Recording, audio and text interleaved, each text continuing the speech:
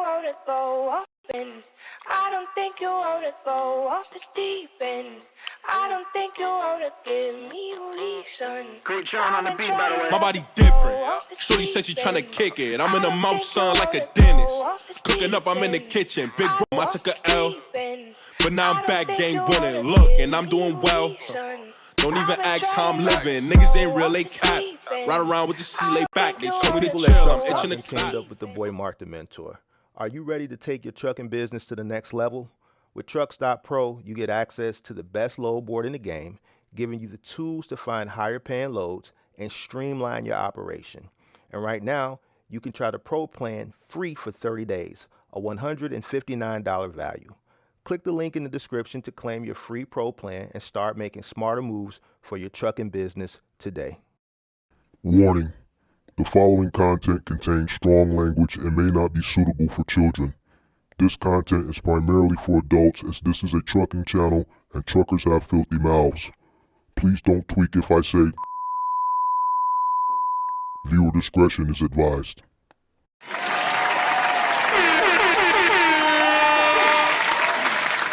Sweet. Morning. Oh, sorry, not morning. Good afternoon. How's everybody doing? Make sure you guys come on in, hit that like button. Let me know where you guys are checking in from. Come on in. This is Thanksgiving week, short week.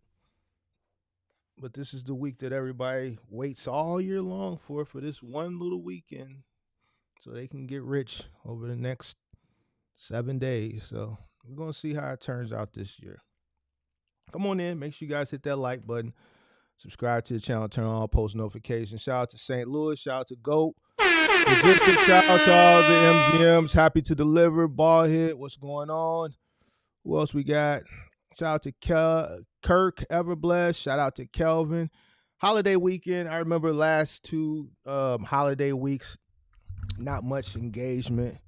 You know, everybody's traveling or, trying to get prepared for the holiday. So I know it'll probably be a low engagement week, all right, based on LY, from doing content for the past 2 years. But nonetheless, we are still going to cook up. Carlos says, Mr. Mark, how are you, man? Checking in from MIA. Beautiful day, mid-75. Can't ask for anything better. Thank you for all your lessons. I'm learning a ton. Go Cargo Van. Shout out to you. Appreciate you for tuning in. All right. Shout out for you for tuning in. Come on in. Shout out to Jonathan. Shout out to UK Hemi. What is going on? All right, boom. I wasn't going to actually stream today, but I was in a Discord this morning and I had two conversations similar.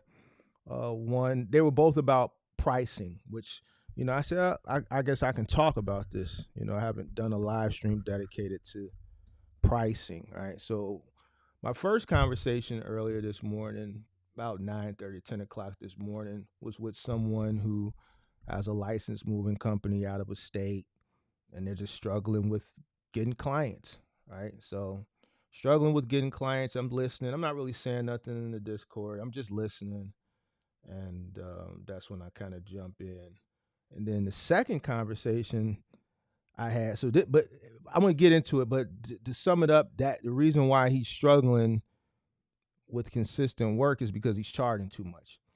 And the second conversation I had, which was maybe 2 or 3 hours after that, which was around noon, was with a person who's doing a move long distance. And once I looked at his breakdown, he's not charging enough. So pricing, all right? Pricing. I think pricing is what gets a lot of people into trouble at the beginning of their business career, right? And this is in any lane. This is in final mile. This is in over the road. This is with moving. I understand in final mile and over the road, you're kind of limited to, you can't really dictate, what you want to charge because you're dealing with other people who have dictated a price and you kind of, at the bottom of the totem pole, the rate is kind of stepped on 1 or 2 times already versus you're in an industry or a business where you're dealing directly with the consumer and you kind of set the standard. So there's misconceptions. There's misconceptions I see in OTR. There's misconceptions with Final Mile. There's misconceptions with Amazon. There's misconceptions even with, moving. So here's what I want to talk about today. I've touched on it kind of briefly before, never dedicated a full episode to it, but I'm going to do it today. I want to talk about pricing. All right. So like I said, I was having a conversation this morning in the Discord. Make sure you guys hit that like button. Come on in. We got 12 people. We got 7 likes. All right. I mean, we not freezing today, are we? Are we good today? Are we good today? Yeah, we look like we good. We look like we good. So let's talk about pricing. All right. So first person I talked to this morning, not booking many jobs, right? And once I listened to him and I asked what he was charging a lot more than what he should be charging. All right. His reasoning was because he's licensed. And that's what I told him. And so what? Who cares? Well, I just thought that's what I should charge. Well, just because you're licensed don't mean you can charge that. Who knows you? Who knows you? No one knows you. Nobody knows you. All right. So the first thing you have to do when you start a business is you have to build trust.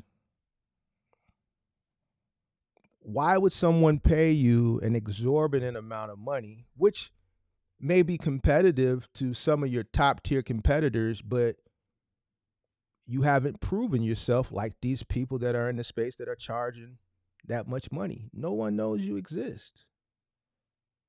Why should a customer pay you a premium like they pay the top people in your sector? What have you done to prove that you're worth that much money? You haven't even created a footprint. You don't have the references. You don't have the rapport online. Person goes, they see minimal reviews. Why do you think you can charge that much? What makes you think you're worth that much money? On the new. You're not. Now, this can be debated, but I guarantee you the people who think otherwise, these are going to be the people that are working for the rest of their lives. I swear to you. I promise you that. I promise you that. These are going to be the people that work for the rest of their lives, and they just can't figure out why they're not growing. Why there's huge gaps in between the days when their trucks are booked versus the days they aren't. Your job as a business is to keep consistent cash flow coming in. I talked about it last week, chasing those home runs. You chasing home runs every day. While you looking for these home runs, there's base hits every single day. But you're turning a blind eye to those base hits. You don't want to get on base because you just want to knock it out the park every day. Each base hit is cash flow. And we're talking about from a profitable standpoint. We're just not talking about we'll just get money coming in. No, we're talking about profit.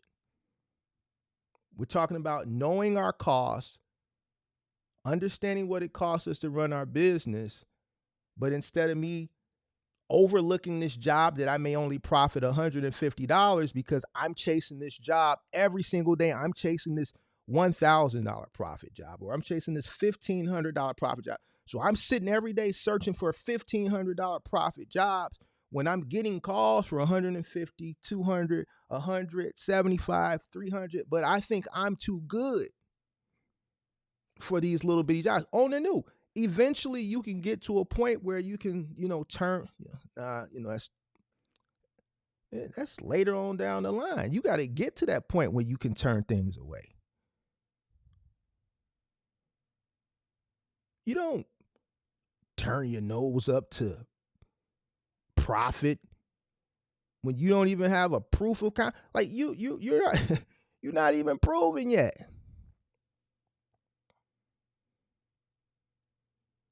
What makes you think a customer is going to want to select you with no proof? They're not. How do you build a customer? How do you build a customer base? You don't build a customer base by charging a premium.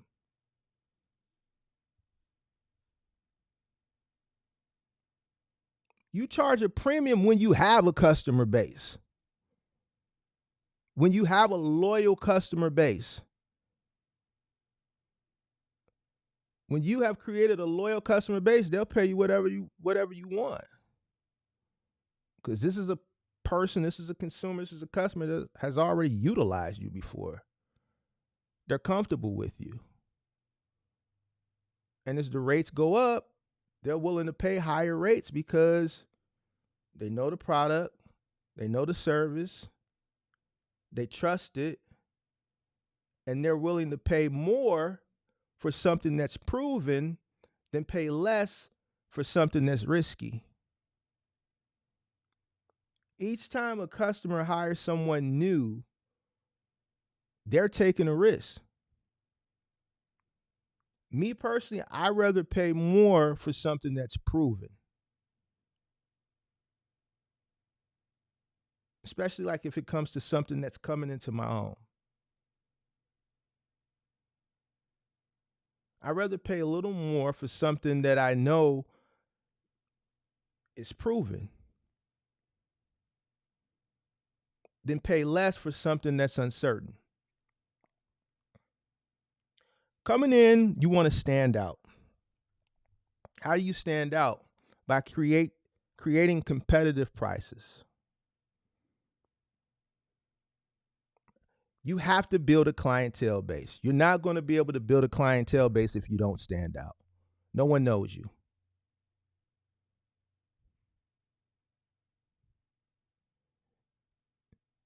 No one knows you. When I first started, once I got the first 16-footer, I was charging $75 an hour. That was competitive. The big boys at that particular time were charging $50 an hour. Man, I charged $75. The people in my category that were charging, they were around $75, $65, $75, $85 an hour. I slid right in the middle. I charged a lower truck fee. Some customers at the beginning, I didn't charge a truck fee. I just charged straight labor. Mark, why would you do that? I'm building a customer base. As years went on, 40% of my customers were repeat customers. Another 20 to 25% of my customers were referrals from those repeat customers. So over 50% of my customer base were repeat customers and referrals. As the company grew, as I had to increase my rates when the city of Chicago implemented that $15 minimum wage back in the day, the mid-2010s, I had to increase my pay. No problem. So I increased our rates. With John Doe, because we went up from $75 to $85, and we moved him last year and the summer before that for $75.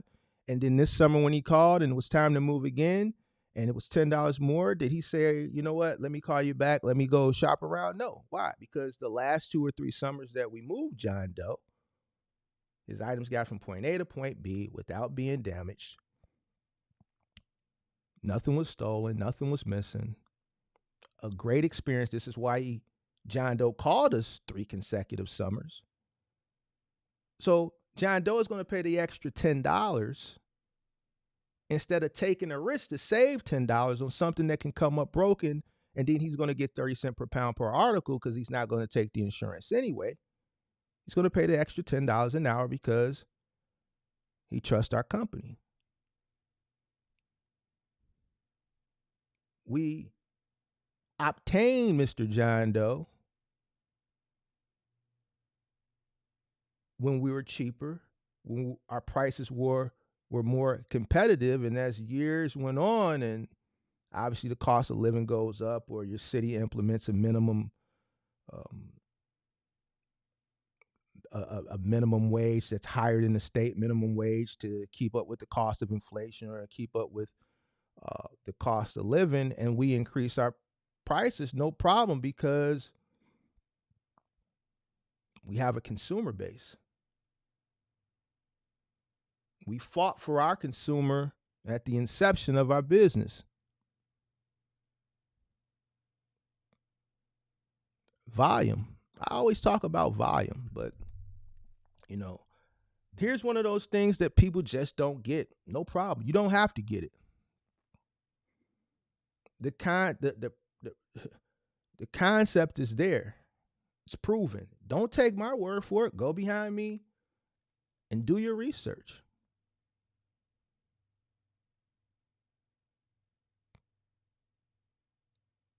The promised land that everybody wants to get to, you're not going to get there with one truck.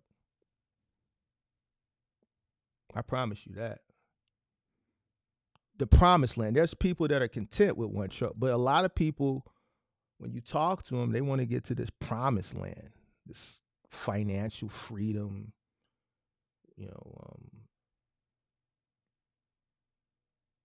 generational wealth, and this, that, and the third. You're not going to be able to obtain that with one truck. You have to build a business. You got to scale it out. How do you scale something out when you're steady chasing home runs? You're not going to be able to build up a clientele base. I built up a clientele base because I focused on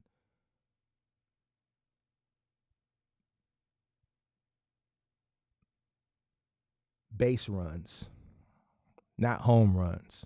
I just wanted to get on base every day, period. So you got a 16-footer, 3 moves a day. Not chasing 3 bedrooms, not chasing 4 bedrooms. I'm chasing studios, dorms, 1 bedrooms up to 2 bedrooms. Majority of jobs were 1 bedrooms. I know my market. I could do 3 of those a day. That's 3 customers a day for that truck. You build that to you keep having customers call you to the point where you're telling them, yo, I'm booked.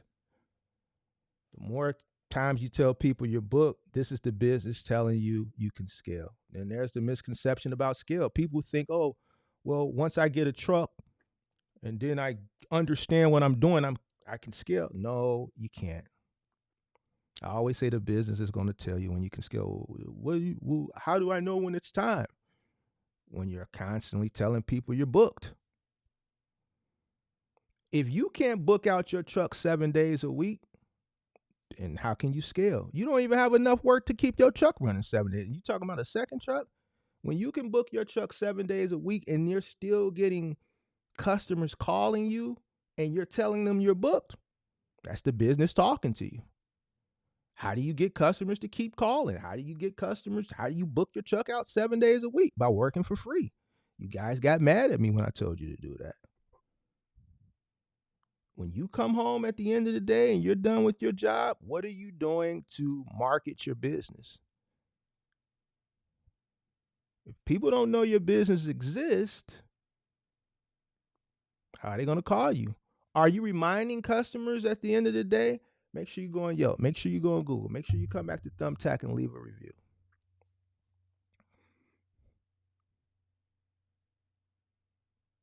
Are you sending those email blasts? Are you creating marketing for the storage facilities? Are you creating target marketing online on Instagram, Facebook?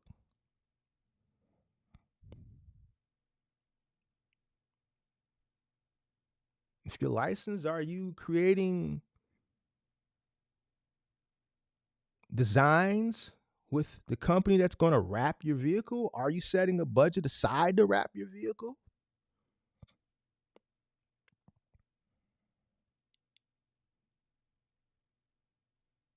Are you researching what colors pop when you wrap your vehicle? Are you researching what color your employees' uniform should be? How they can stand out?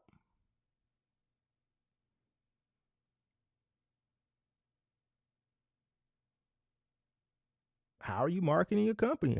How much time are you spending researching how to market your company to attract more customers?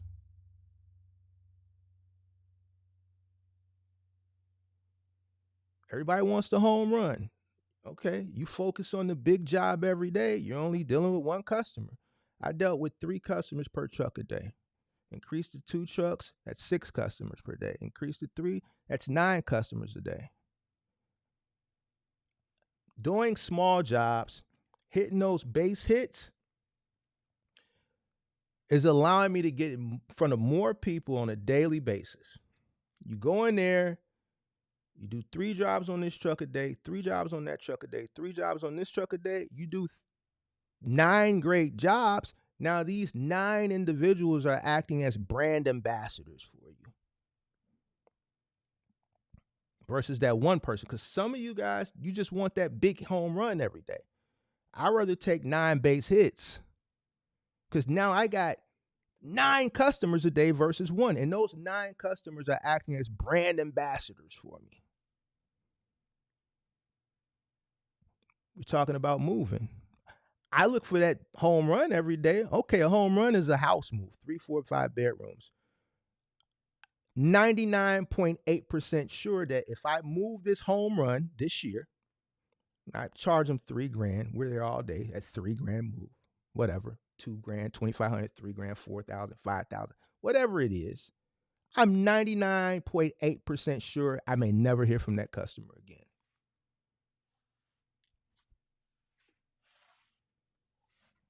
Out of the 9 moves that the 3 trucks did, more than 50% of them are going to move again next year.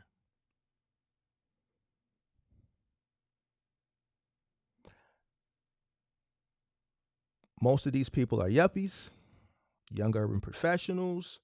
These are individuals who are, recent college graduates doing in their careers, and they have a social circle that's similar, which means the people that they work with, their colleagues, their coworkers, their peers, the people that they hang with are similar to them. Guess what? They live in 1 bedrooms too. Oh, I got to find a move. I'm stressed. I can't find movers. Well, you know what? We hired this company and they did a great job. They came in, they wrapped everything. They were efficient. They were quick. We thought it was going to take 6 hours. These guys took 3.5 hours. We saved money, and the money we had left over, we just tipped the guys. They weren't creepy. You have their number? Sure.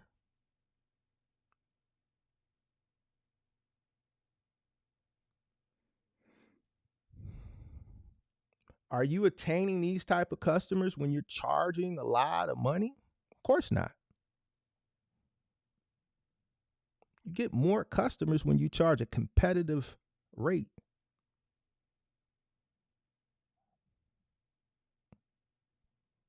When you scale up and your customer base that you have acquired is working as brand ambassadors for you, the people that they refer to you, they're going to pay whatever you tell them to pay because they got the referral.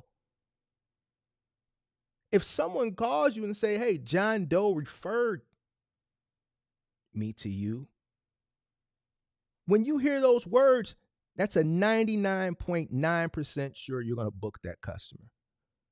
They're really just calling to see if you have the availability for the day that they need service provided.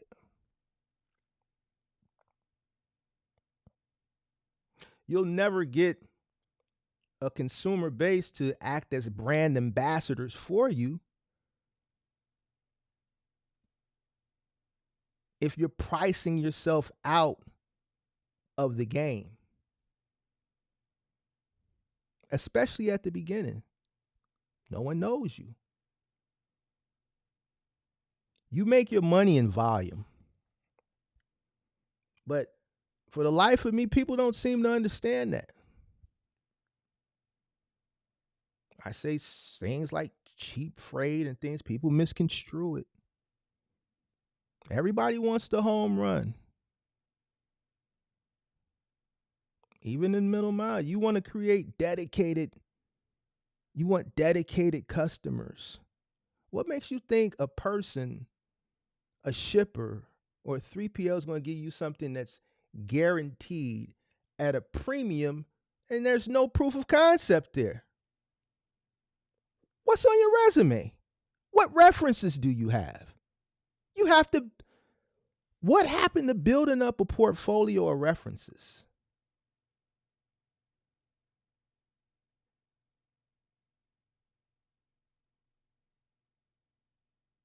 What happened to that?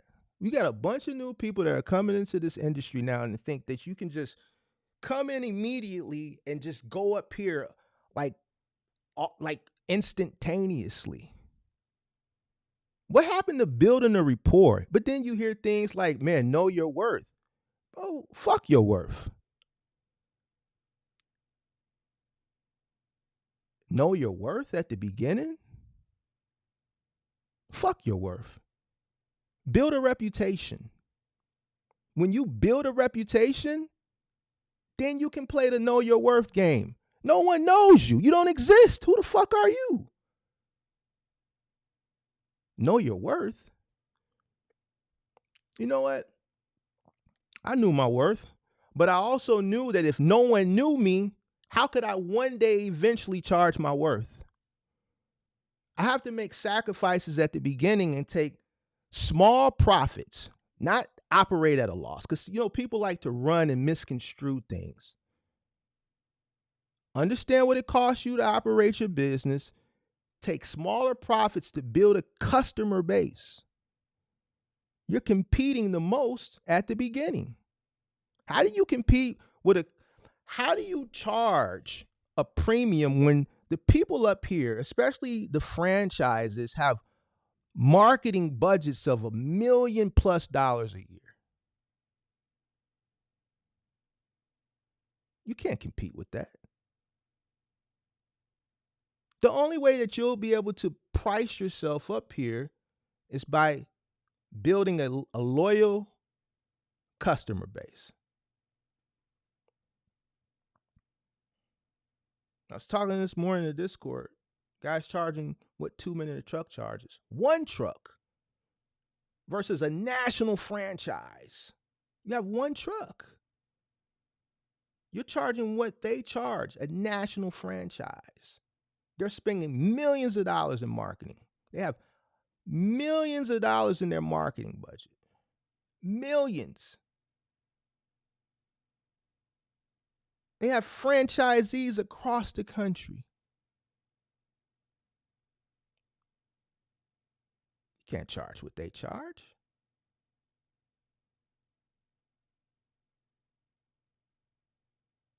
That's not even in your competition pool. The only way you can charge what they charge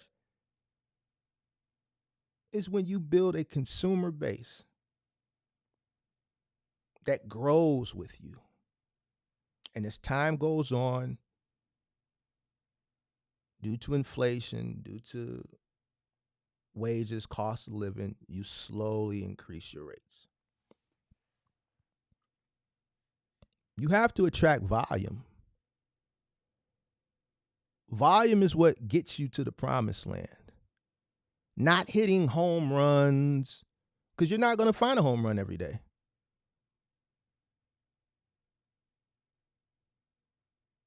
You're just not. No matter what people tell you, no matter what you believe, that's just not how business operates. Buy for $1, sell for $2. I have investments that if I make 1%, 2%, 3%, I'm happy. Wash, rinse, and repeat. The object is to keep cash flow coming in on a consistent basis. I gave this example this morning. Why do you think stores do clearance sales? We have a product, it's sitting, it's not selling. You know, some people will say, well, know your worth. You spent this much on this product. Just let it sit. No. Put it on clearance. Why? It's not selling. That product is cash sitting on the floor. We need to turn it into cash. Why? So that we can reinvest it into something that will sell.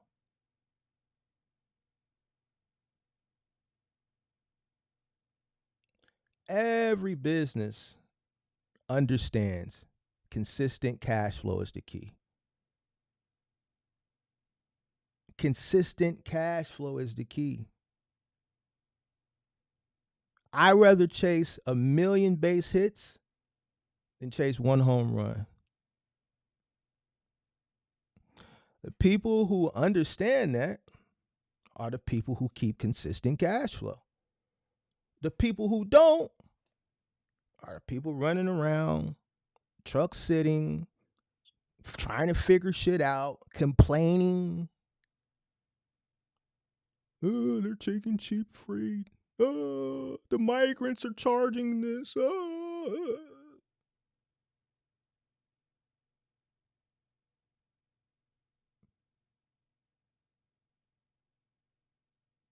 I need cash flow coming in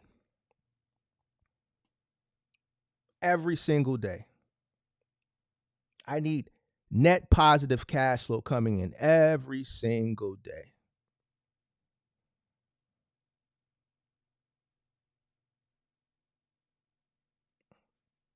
Let's talk about the experience, gaining its experience. Everybody wants to chase this big home run every day.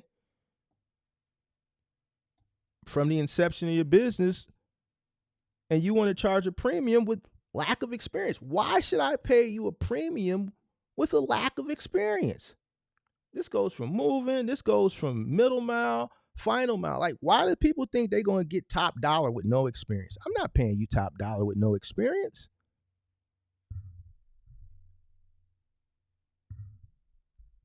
You can't go work a job and get paid what the managers get paid at an entry level. Why? It's called entry level because it's entry level. You have no experience. You're starting from the bottom. We have to train you, and you work your way up.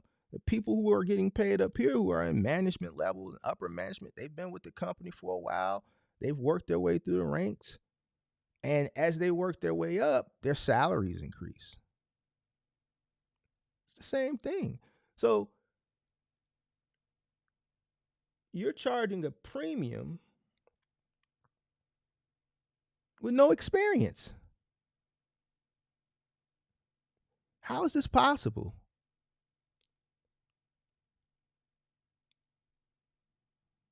Why should I pay you a premium for a lack of experience? When I've done research, your company says you were started 2 years ago.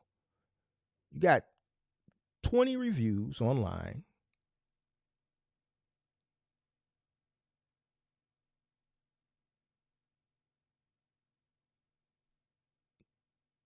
And you want me to pay you a premium? You shouldn't even be dealing with those types of customers. Why? Because it's too risky for you. Customers that pay premiums are top tier customers, which means they have top tier items, which presents more risk to you, more high quality, high price items, which are more risk to you. It would be beneficial for you to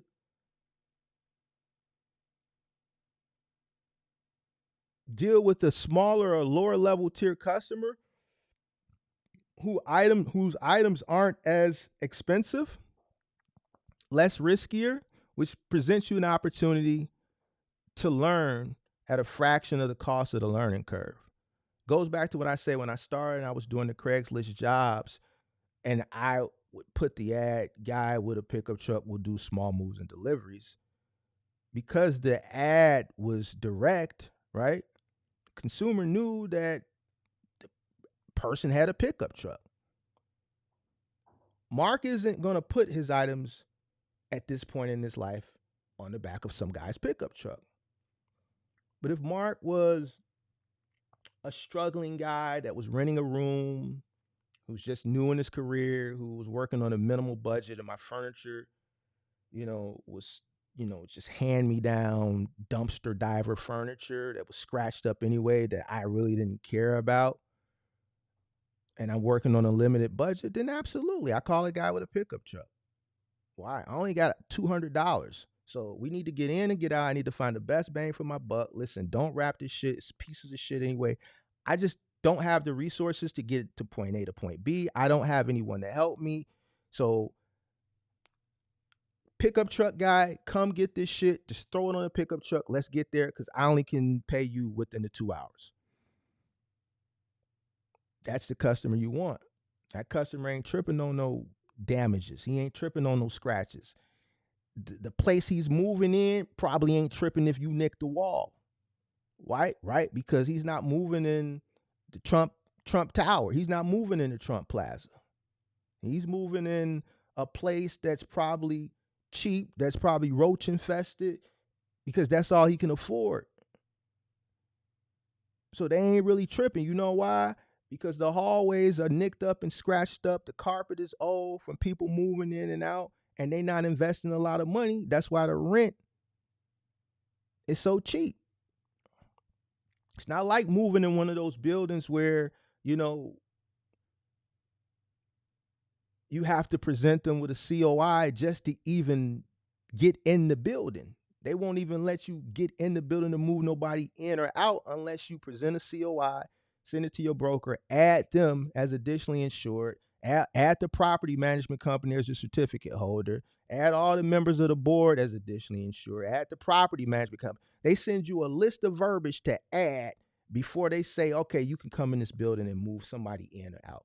And then when you go in that building, they have the building engineer lay masonite down.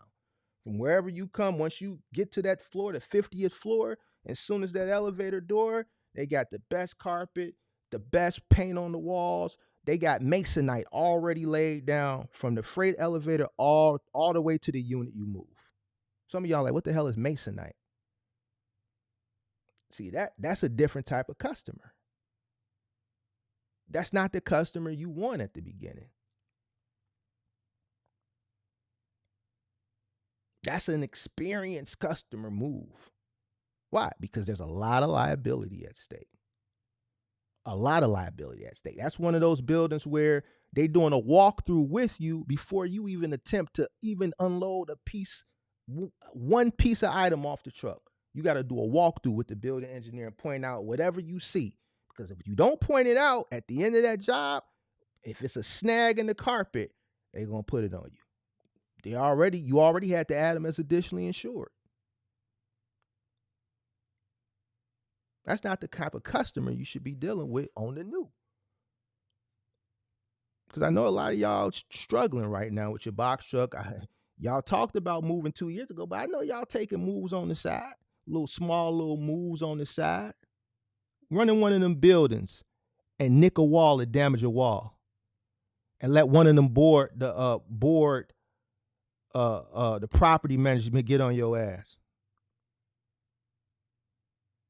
Ooh, it's a different ball game. So you should be careful playing the big boy game. The moving and the final mile, it's a big boy game. A lot of liability. You gotta have a lot of money on the side. It's a big boy game. Be careful. You shouldn't be in those buildings. That's not your customer.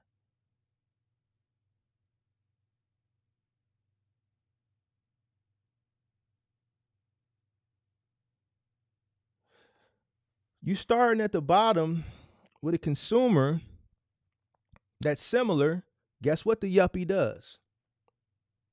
After a year, next year you move them again. Except this year you move them out of that ratchet place you moved them last year to a little bit better place. Why? Because he's been working a year. He's got saved up some money. He's got a 3%, 5% bump in his salary. He calls you again because you did such a great job for him last year. The following year, he does the same thing. He trusts you. You come, you do a good job. He doesn't have to go trust anyone else. That customer is going to stay with you. And you compound that customer times however many customers you can move in a year. It's how you build up a customer base. By charging competitive rates, building a customer base. And over time, these customers are going to stick with you every single year. And they are going to act as brand ambassadors for your company for free.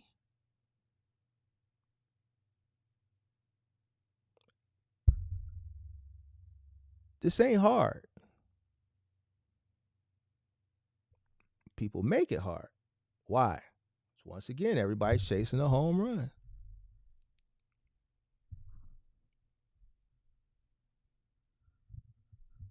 Everybody's chasing a home run.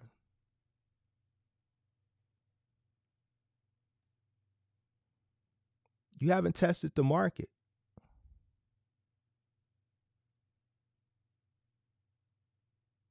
You test the market at the early stages.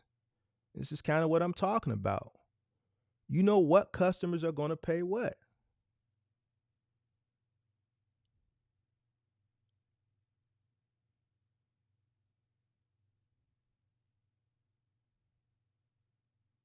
I know in my market,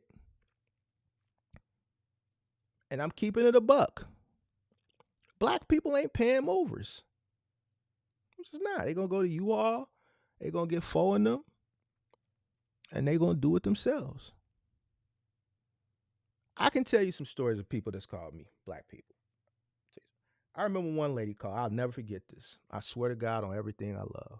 This was back in the day, early days. This lady called. This had to be maybe 2013, 2014. The lady called. She had to move from Harvey to Joliet. She had a mattress, a box spring, and a floor model TV. This is how long ago this was. It was an old floor model TV. And people still had floor models still in the early 2010s.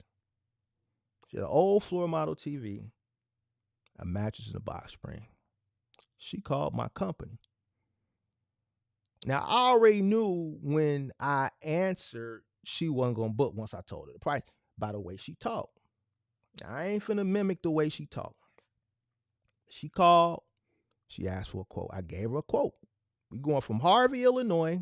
People who don't live in Chicago ain't going to know what I'm talking about. People who do understand. Harvey, Illinois to Joliet. I gave her a rate. I said, it's going to be 2 men, $75 an hour, 2-hour minimum. I think at that time it was a $100 truck fee. This was a long time ago, over 10 years ago. This is what she said. Oh, hell nah, you got me fucked up. I said, excuse me? Hell no. It's just a TV and a mattress and a box spring. I said, ma'am, we're going from Harvey to Joliet. You have a floor model on the second floor.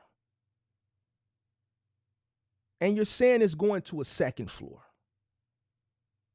We're going from Harvey to Joliet.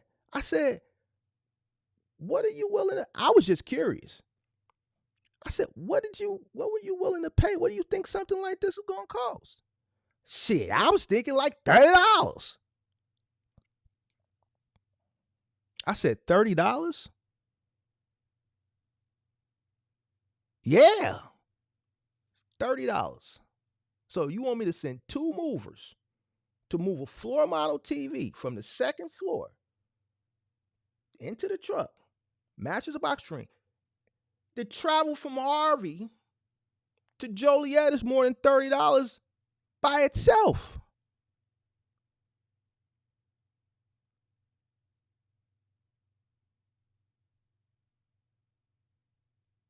Black people don't hire movers. I know in my market, my customer base was always north of the city, downtown. I attracted a young urban professional that would call me consistently and act as a brand ambassador for my company. I knew, because from what I was receiving from testing the market, the South Side, the West Side wasn't my customer base at all. Eventually, they became my customer base once I started doing the U-Haul. But this wasn't my customer base. My customer base was on the North Side and downtown and surrounding suburbs. DDD Trucker not clowning people. This is reality. This is what it is. This is reality, sir.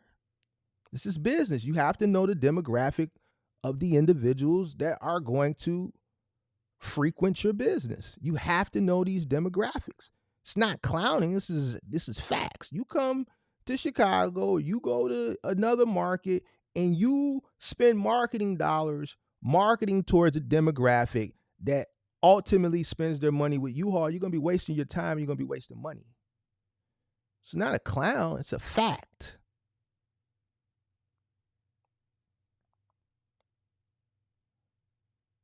It's not a clown. It's a fact.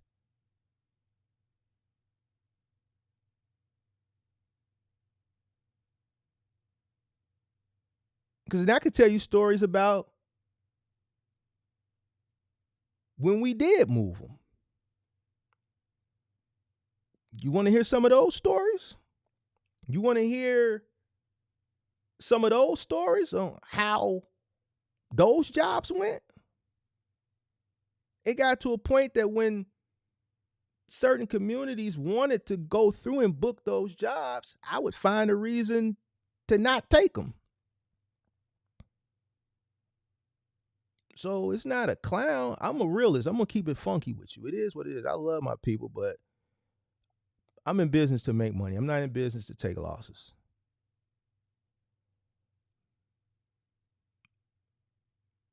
Period.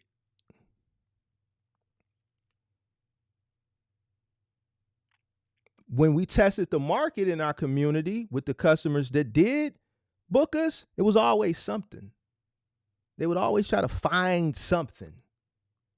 Oh man, this shit taking too long. Bro, what the fuck? It's 95 degrees outside. You're moving from a third floor to a third floor. You live in a 1-bedroom, but you have the amount of shit for 3 bedrooms. You're arguing, you breaking up with your baby daddy, you're breaking up with your baby mama, y'all arguing, y'all in the way. The movers can't get shit done. The people on the second floor got shit all in the hallway. They got their shoes all in the hallway, all this shit. Then you go down another landing, the people on the first floor, they got shit all in front of their unit in the hallway. All this shit got to get moved. It's always something. Always trying to get a discount or something. So it's just best to avoid it. So it ain't clowning. It's just what it is. You go into other communities, they got everything laid out. They got the boxes all. What are you guys moving first? Boxes is first. Are you guys going to load through the front or the back? Well, you know what? You can't load through the front, so it's got to be through the back. All right, well, the boxes get first. You get there, they got all the boxes waiting for you. They done moved all the boxes from all over the apartment or the house, and they got them sitting by the door for you, ready to go. Stacked, nice, neat, organized, small, medium, large, got them labeled. Just keeping it a buck. Just testing the market. Why would I send a truck into something, DDD truckers, that I know that whenever we target or we deal in a certain demographic, there's always an issue? I'd rather avoid it. Especially if I'm not destitute for that. When there's a volume of moves downtown and on the north side or surrounding suburbs like Evanston or Oak Park, why would I want to go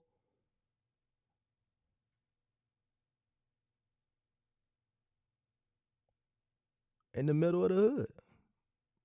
Why I want to be on St. Louis and Chicago? Why I want to be on, send a truck on Latrobe and Chicago Avenue, Latrobe and Augusta, Monticello and Central Park, 62nd and Eggleston? Well, I want to send a truck over there for if I don't have to. When you test the market and you realize that's not your demographic, you don't go over there.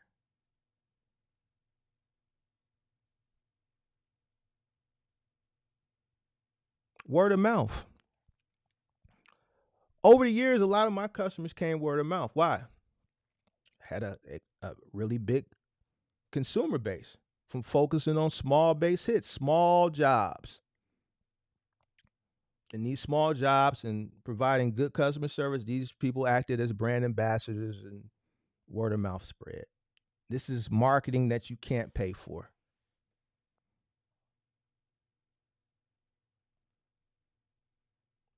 You get this by when you start your business having a competitive rate.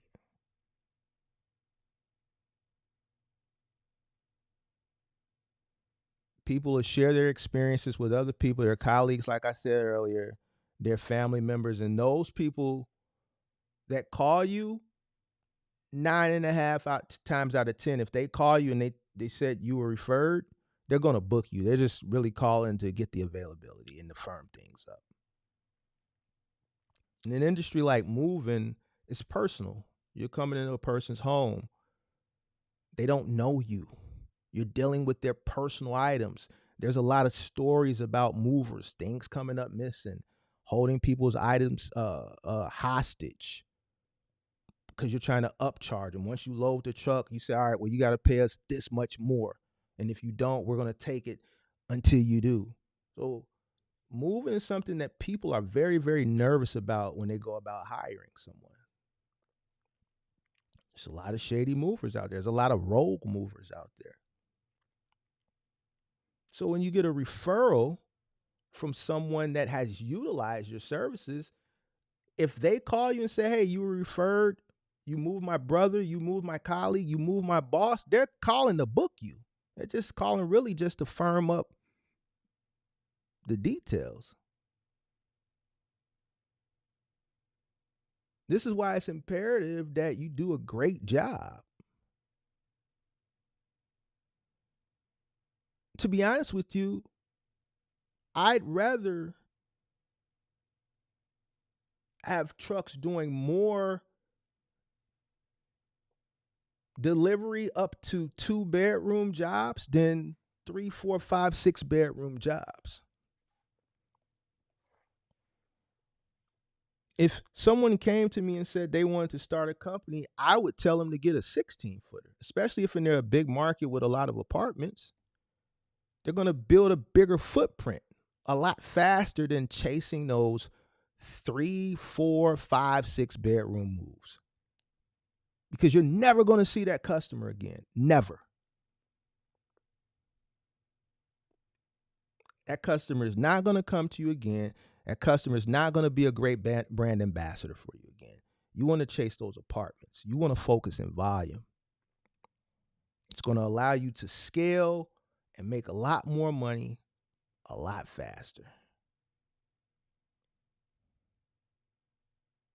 I believe that was one of my keys to success.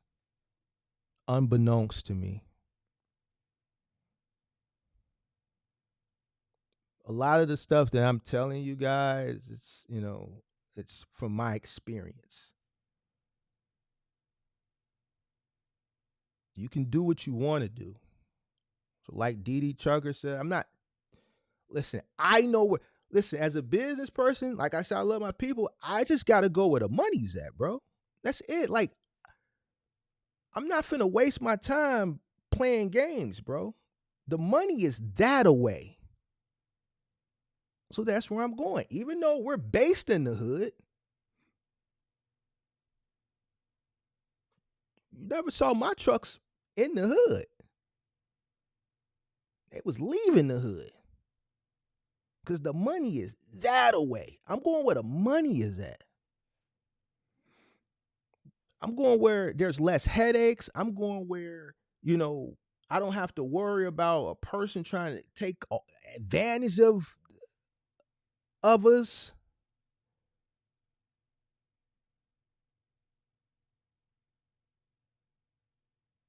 But this is all in the testing phase. I realized that early. Your own people will do you the worst. That's something, because I was young and naive, and yeah, okay. The experienced black business people there, I'm telling you, they'll concur with me.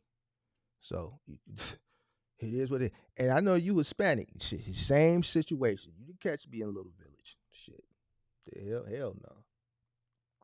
You ain't catching my trucks over in a little village. No. A little village, nowhere over there. No. Online reviews. Let's talk about it. This is something I was talking about. Then I want to talk about the gentleman who was undercharging. You need online reviews. Online reviews are your friend. Online reviews serve as a reference. See, back in the day, a customer would ask, do you have any references? References now are online reviews. Back in the day, I remember having to ask customers if they would serve as a reference, meaning if a customer asked me, do you have any references? Can you provide me with 3 references? Those 3 references would be other customers that have utilized my service that I could share information, share their number. That customer would call that customer and say, hey, how was your experience with this company? That's kind of outdated now. So now you have reviews. And reviews are crucial. I was in business when Yelp first started. It was great at first, and then they started to suck because they tried to lean on us to pay this premium monthly fee to hide all their 1-star reviews and so on and so forth. But anyway, you need reviews. Reviews serve as a reference, right? So whether it be Google reviews, whether it be Yelp, whether it be if you have your business on Facebook, if you are using a lead generating service like Thumbtack, hit the like button. You need reviews, but you need positive reviews, which further back to what I'm saying, you have to go in there and provide exceptional service. People read reviews. I read reviews. Reviews are important. This is your reference. So like the gentleman the other day on the call-in show that left that shipper hanging because he told him to go get low bars. First of all, you show up to a job, you should have your equipment on your truck. Second, if you tell somebody you're going to do something, do it. I understand that people tell you one thing nowadays and they don't do it. I've dealt with it in the past year recently myself online. People say one thing and they don't keep their word. As a business person, you tell somebody you coming back, you got to come back. You a man. First of all, if you a man, you should keep your word. Second of all, as a businessman, you should keep your word. So that young gentleman said he was told the shipper he would go to the truck stop, get the load bar, come back. Went to the truck stop. He booked another load. That's Bodine. Even though that customer, which was the shipper, they ended up not doing business, that shipper had every right to go and leave a review. Why? Because they had already agreed to do business, but the gentleman left them hanging. He left them in an odd situation. So now you know how people do when they go write reviews. They always exaggerate it. Guy showed up, didn't have proper equipment, said he would go get the equipment and come right back. Guy never came back. left me here. I had a load that was due to my customer within 24 hours, ended up having to book another trucker. A load was late. This customer wanted a discount, and this was a returning customer, and I haven't heard from this customer since that last bad situation. They're going to make the situation, whether it's true or exaggerated, it's still bad. And you have to keep this in mind. The people that you do not so good of a job, but you can 100% bet your bottom down they're going to write a review. The great jobs, they may or may not write a review. The good jobs may or may not write a review. You have to remind them. It's your job to remind them. Listen, make sure you write us a review. Hey, make sure you write us a review. Hey, can you go on Google and make sure you leave us a good pot? How was your experience? Great. Do you mind taking a little time to write us a review?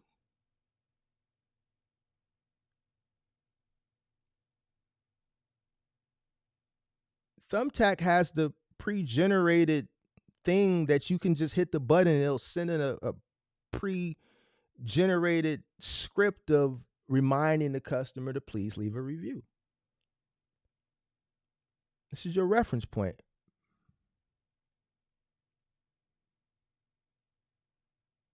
You need references. You need online reviews. Customer retention goes back to providing good customer service. You got to build a customer base. You ain't going to build no customer base like I told. I'm going to go a little bit into it. He's in here, I believe. I'm not going to say who. Moving company, licensed moving company, not going to say the state, charges $185 an hour. One truck, first year in business. The market he's in, 2 men in a truck is charging the same amount of money. Too much money. You can't charge what they're charging. You don't have a customer base. You got one truck. How can you retain a customer you don't have? You got to build a customer base. How do you build a customer base? By having a competitive rate. You know what I told him he should be charging for 2 men?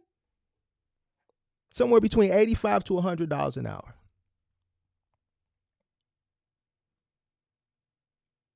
$100 difference.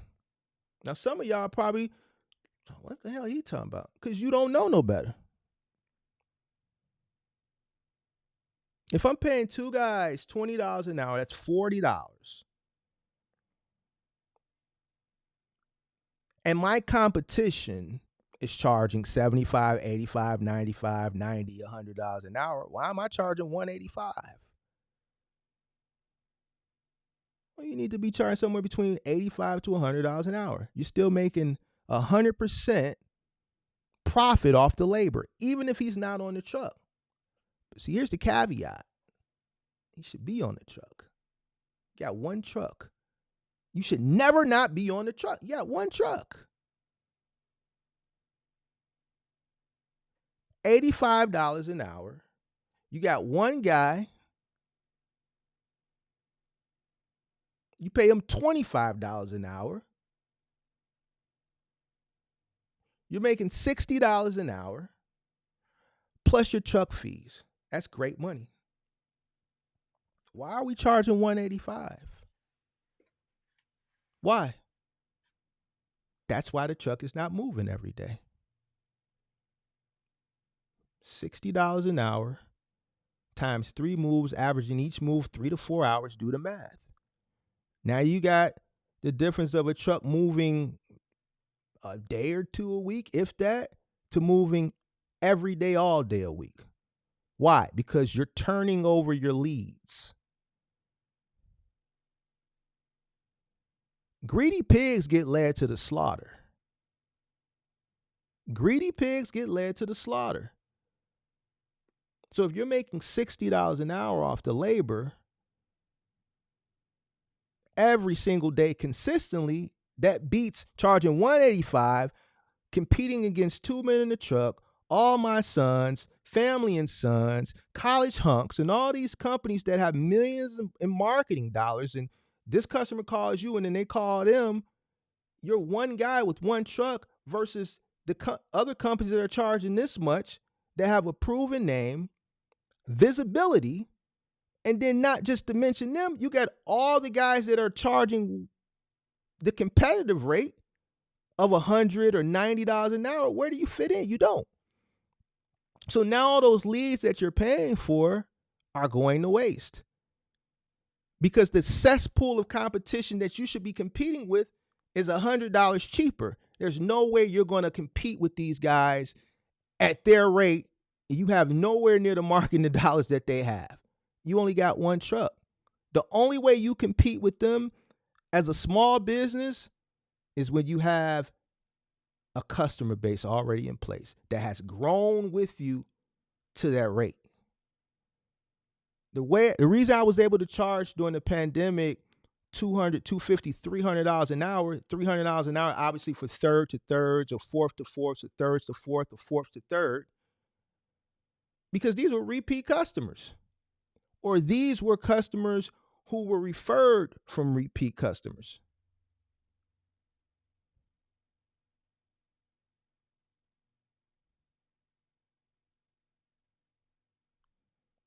No one's going to pay a new company $300. 2 Men in the Truck was charging $300, $100 an hour a man.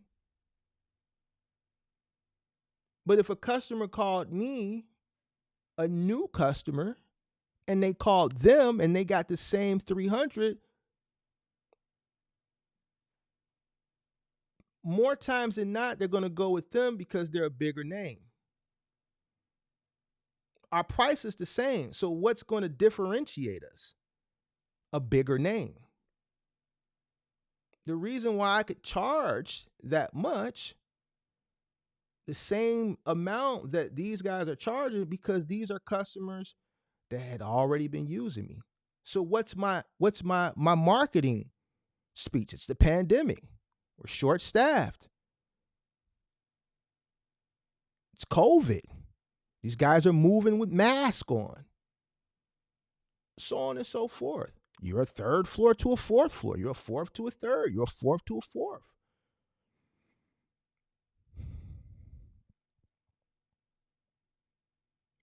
My repeat customers are paying me. They have no problem paying me.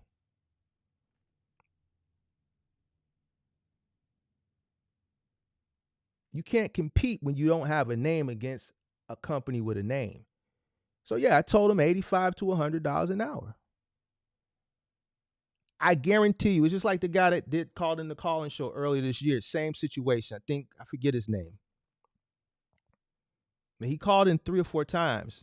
The first time I told him the same thing, lower your rates. The second time, well, actually, he just called recently. The second time he called back, like, man, I'm booking more jobs. He fought it too. I said, man, go down to 90 an hour. Who do you think you are that you're charging this much and you own the new? You ain't even got a truck. You got a trailer. You own the new. How much you charge? How much you paying your guys? $20 an hour. So if you're paying your guy $20 an hour, you're still making $70 an hour. Like where how much do people think y'all supposed to make?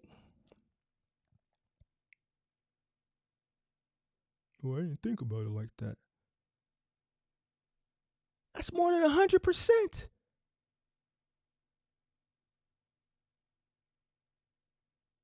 You're making more than 100% off the labor. Way more.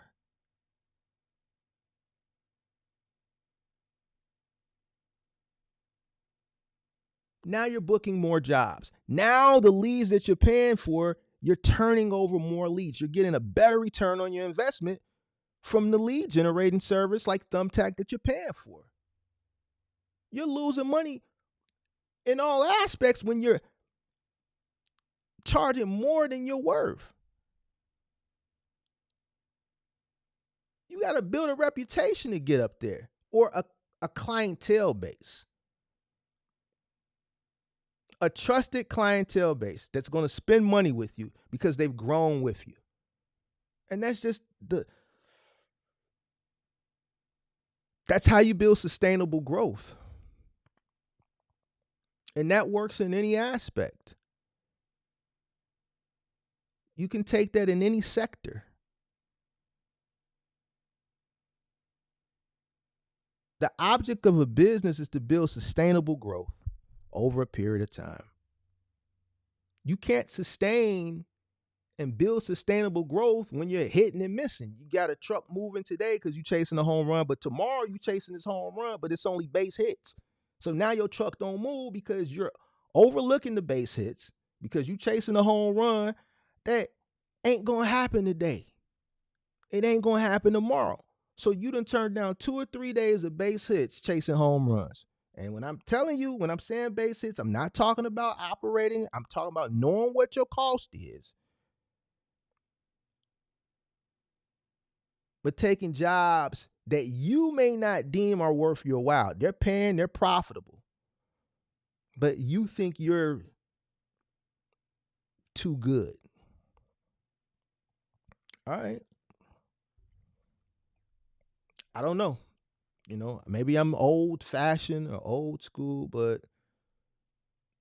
listen, I ran routes that have netted $100 a day. I tell you, my Office Depot routes netted $100 a day per truck, but I times the time X amount of trucks. When I did my montage, all those 16 footers that you seen sitting on that back wall, all those were Office Depot trucks. I ran 6 Office Depot trucks and I ran 3 vans for Office Depot. I focused on all the bulk shit for the city of Chicago. Once we got out of them suburbs and I fought my way out of them suburbs and I got all those city routes where we were going to all the high schools and they were covering the medical district, Stroger, and the VA. We were doing bulk paper.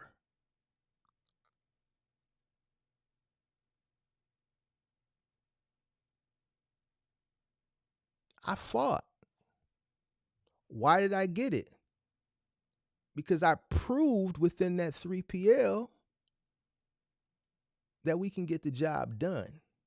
Not only can we get the job done for the routes that are assigned to us, every day y'all calling me to bail out one of these independent owner operators because they truck didn't start or they didn't show up and it's freight left on the dock. 43 routes in the city of Chicago for Office Depot. 43 people ain't going to show up every single day. Their job is to clear the dock. Guess what? I'm the only person that has the resources to help bail them out. So I'm making sure my routes are covered, but I'm also bailing you out. So when things come up or when I want to exercise my leverage to lean on them to get routes that benefit me more and benefit me more by saving me money, this is the show and proof that I'm talking about. This is how I'm building sustainable growth. I'm okay with making $100 a day on those routes. Why? Because it's consistent. I can bank on it 5 days a week. And you're going to be some people, man, $100 ain't enough. That's on you. Yeah, $100 ain't enough for 1 truck. It ain't enough for 2. It ain't enough. But for 9, that's great.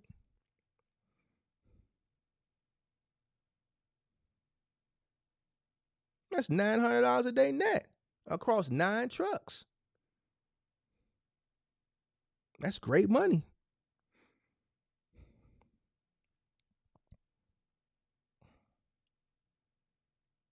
Every day, small base hit. I'm on base. I ain't strike out. I ain't trying to go crazy, swinging all wild, trying to hit this home run. I'm going to add it to the pot.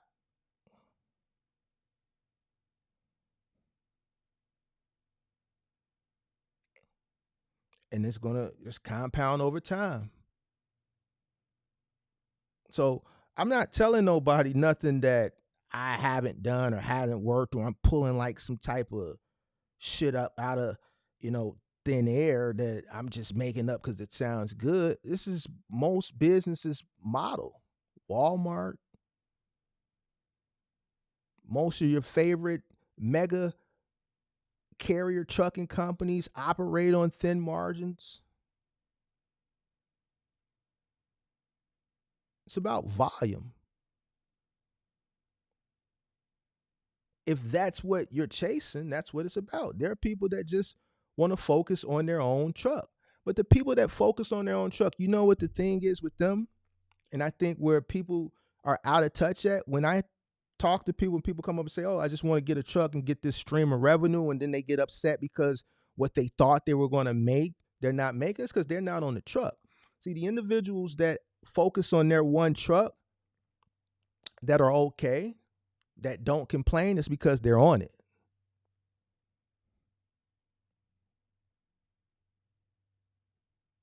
They're on it.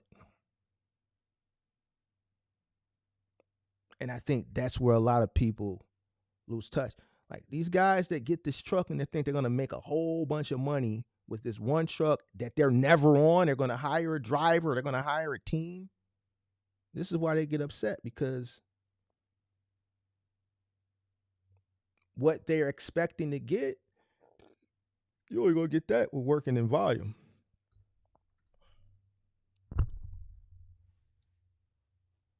And that's just the bottom line.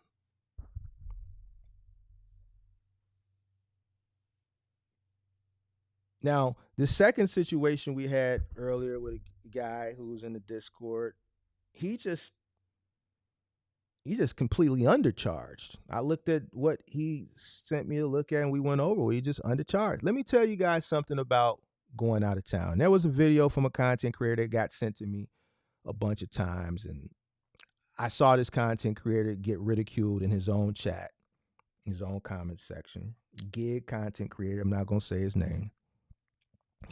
And I'm going to say this.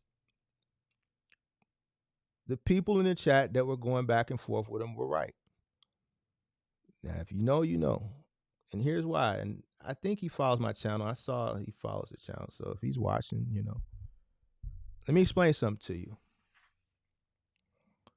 Whenever you go out of market, you get paid for it.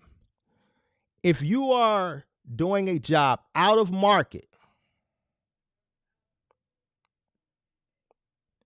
you get paid to go and you get paid to come. Content creator said, well, the customer isn't going to pay me to come back. Bullshit. That's a crock of bullshit. You're in business to make money, not in business to take losses. If you're doing a move, let's say, and you're going one way and you don't have anything coming back, right? You're not a big mover. You're not a national mover. So, you know, you're going one way and you're coming back empty. You charge the customer for the return trip. And the customer will absolutely pay you. It's not written return trip, right? Because when you're doing a move long distance, it's a flat rate. But your labor and your travel cost for the return trip are baked into the flat rate. Why would you go all the way across country? And this is where I understand with Dizzy. Who's going to go all the way across country to move someone and then take the loss coming back? Like, so basically you're just going to break even. You're going to go halfway across country, all the way across country, charge, and then take the loss coming back. That shit don't even make sense. The customer absolutely 100% pays for the travel. This is how we know who really understands business and who doesn't. And there's nothing wrong with that. But you can't go back and forth with individuals if you don't know what you're talking about, because there's always people watching that understand business, that have been doing this for a long time. Look at it like this. Let your truck break down. And the people that are in here can attest. Let your truck break down. And you got to call roadside. Get a blowout and you got to call roadside. I had a blowout one time. Guess what happened? Want to hear a story? I'll tell you how it went. I had a truck. They were going to Wooddale. They were going to Dynamics, I believe, one morning. One of the front tires blew out. Okay. I had to call Cassidy. They had to come change the tire on the side of the road. They started charging me the moment they left their base by the hour. So they charged me travel time to there. They charged me the labor to fix it. They charged me the cost of the tire. And guess what? After they were done replacing and fixing the tire, replacing the tire, guess what? They charged me an hour to go back to wherever the hell it is they came from. So they charged me to travel to get to where the truck was broken down. And then once they were done, they charged me to travel back. When I had my warehouse, my forklift, whenever it would break, guess what? I would have to call Crown to come out and fix it. Crown charged me $150 an hour. $150 an hour didn't start when they got there. It started after when they left South Holland. The moment they pulled out of South Holland, they charged me an hour to get to my warehouse. That clock continued to go while the service technician was fixing it. The parts, and then after the job was done, guess what? They charged me $150 for an hour to travel their ass back to South Holland. I'll tell you another story. One time my shit broke down. They charged me to come. The technician was working on it. He said, it needs a starter. I said, okay. He said, but I don't have the starter on my van, so I got to go back to the warehouse and get it. I said, all right, you going to stop the clock? He said, no. I said, why not? Because I'm still working. I said, so you going to go back to South Holland, get the starter, and come back, and you going to still keep me on the clock for $150? I said, yeah, that's the way it works. I got to go back and get the part.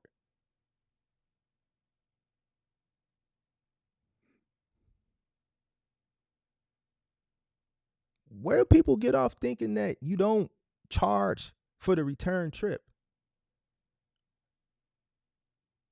You're a business.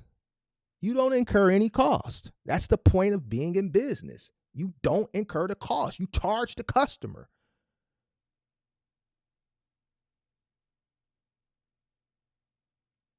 Who goes cross country to only take the loss on the return trip? That makes absolutely positively no sense at all. So like I was telling the individual in the Discord earlier, I looked at this thing, and it's a trip from New York, New Jersey, all the way down to southern Florida, I think Miami. It's an 8-day job, 2 days of travel, 6 days. It's an 8-day job, 2 days of travel, 2 days of actual work down there, and 4 days of nothing, right? Because it's a return trip. They're taking equipment down there. There's some type of conference or something, and after the conference, they're doing tear down and bringing the stuff back up to the East Coast. But those 4 days, there's no work once they transport the shit down there, build it, and then there's 4 days of just nothing. So I'm looking at the labor. I'm like, this is 8 days. He's like, yeah, because he didn't factor in the cost of paying himself and the helper the downtime. You're out of market. Every day you're out of market, you charge the customers. Whether there's work or not, you're out of your home market. Every day you're out of your home market, you charge a per diem.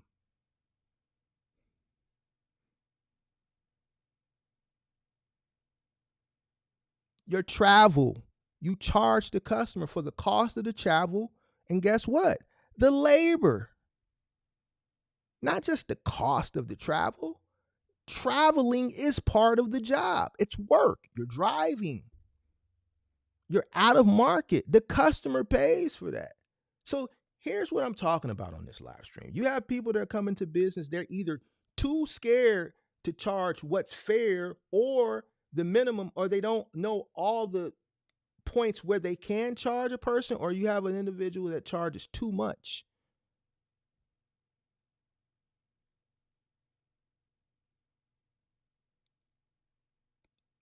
You have to charge what's fair, and you got to understand what you can charge. So getting back to this person, per diem wasn't right, labor cost wasn't right, just was going to sit down there for 4 days and not account for labor. Even though you're not doing nothing, you're out of market. You're working. Why? You don't have any resources like you would back at home. Your employee, he can't go home. He's out of market. So if after the build up or the building the stage or whatever they're doing down there, those 4 days in between, you still got to pay them for 8 hours. You got to pay them.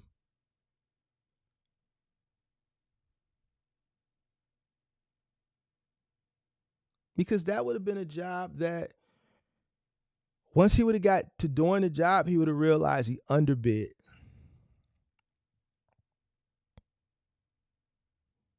That job, an 8-day job, is way when I first looked at the $2,000 in labor, I said this can't be right. You have to factor in the cost of the travel as well, as far as labor is concerned, not just cost. Traveling back, labor. You're out of market. The customer has to pay for the return trip. The cost is baked into it. So when I heard him this morning, I'm listening to this video from this gig content creator, that he was wrong. There's no way on God's green earth I'm traveling through a multitude of states, and this is 15 years of experience talking to you, and the customer is not paying for the return trip.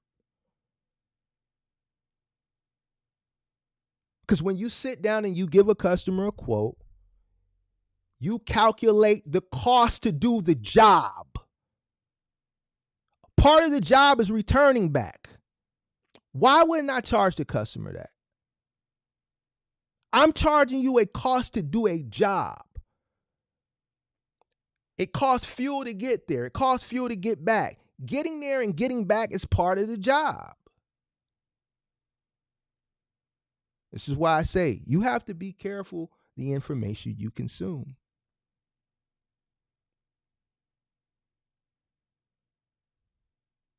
Because some people will argue with people in the chat. Some people will argue with their own subscribers that are telling them, yo, that's not right. I'm looking at this guy argue with people in the comment section. They're telling him right. He's arguing with them. Not one time did the guy take a step back and say, yo, let me at least look into what they're saying. No, you never know who's watching.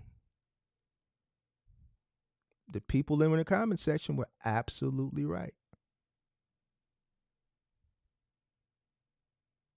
Why would I go 2 or 3 states over and then say on my video, no one's going to pay you to come back? What are you talking about?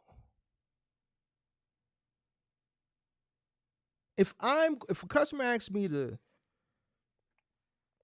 take a case of water from here to New York, and they say, give me a quote, the first thing I'm going to do when I sit down is calculate how much is it going to cost me to take a case of water from here to New York. Part of my cost is my return trip.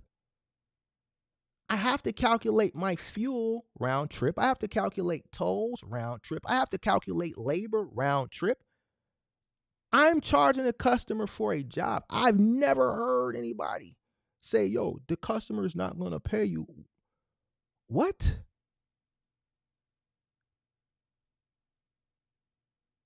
So once I calculate my cost,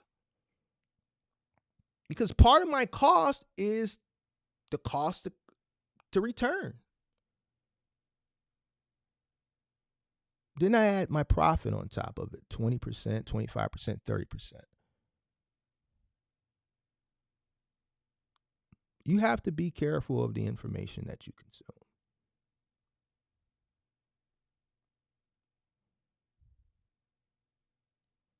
There's a lot of people out here, and no shot to that guy. I know he watches. Just, sometimes you have to listen. Just because people are in the comment section doesn't mean they don't know what they're talking about, especially if you lack experience.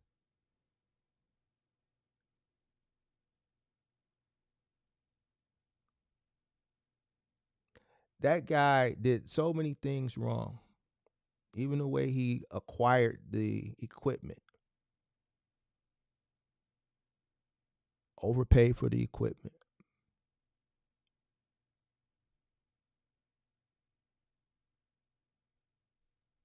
So getting back to what I was talking about earlier with the gentleman in the Discord, once I looked at his formula, I got them together because it was all wrong. You know, you charge a customer there and coming back, all labor, everything associated. Even if they went one way down there and flew back, the time that they're on the flight coming back to their home market, that's work. The customer pays for that. 100%. Until you arrive back in your home market, it's work.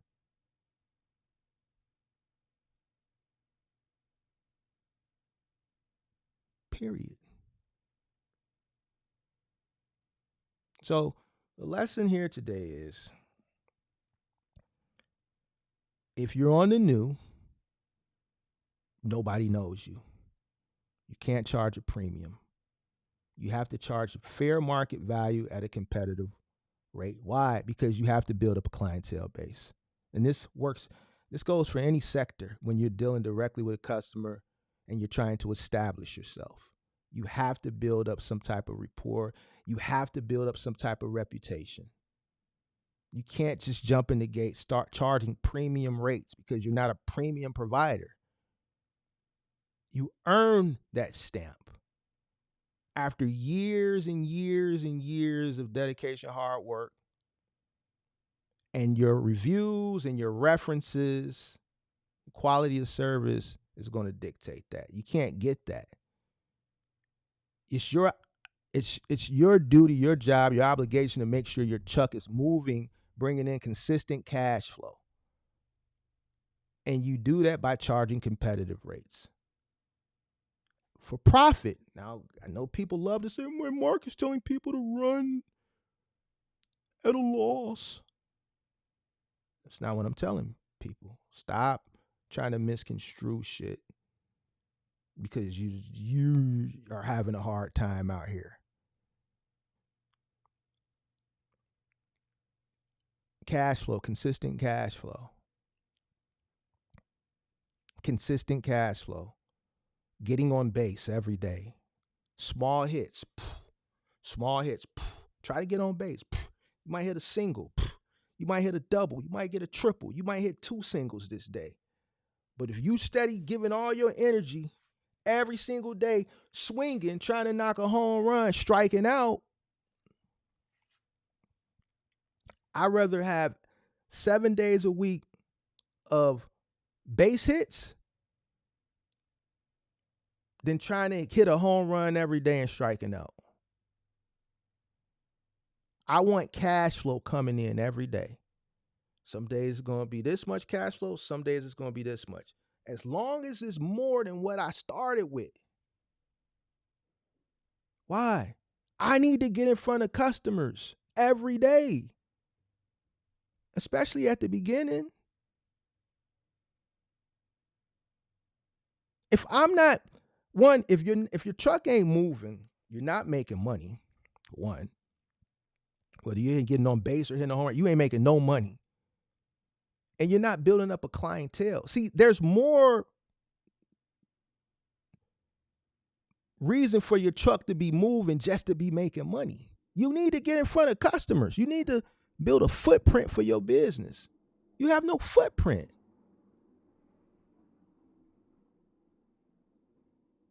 It's more than just the money. You want to put yourself in front of customers every single day. All right, any questions?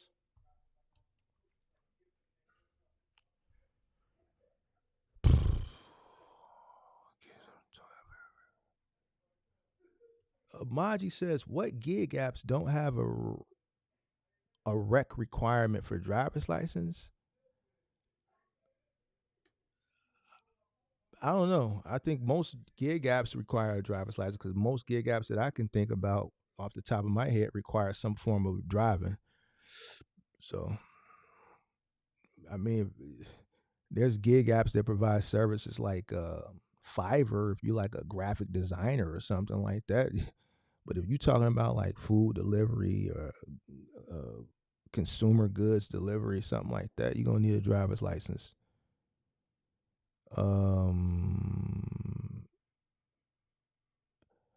Jonathan said he's going for the okay, he said just kidding.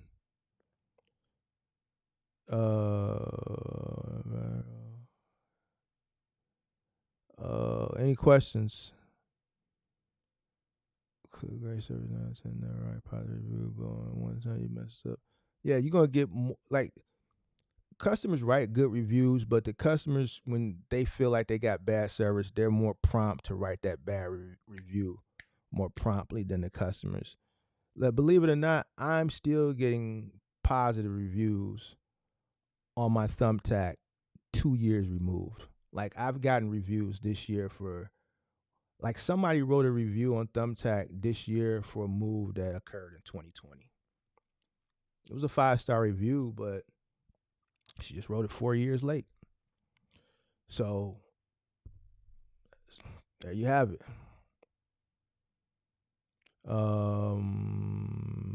Slick says 98% of his customers are white. Yep.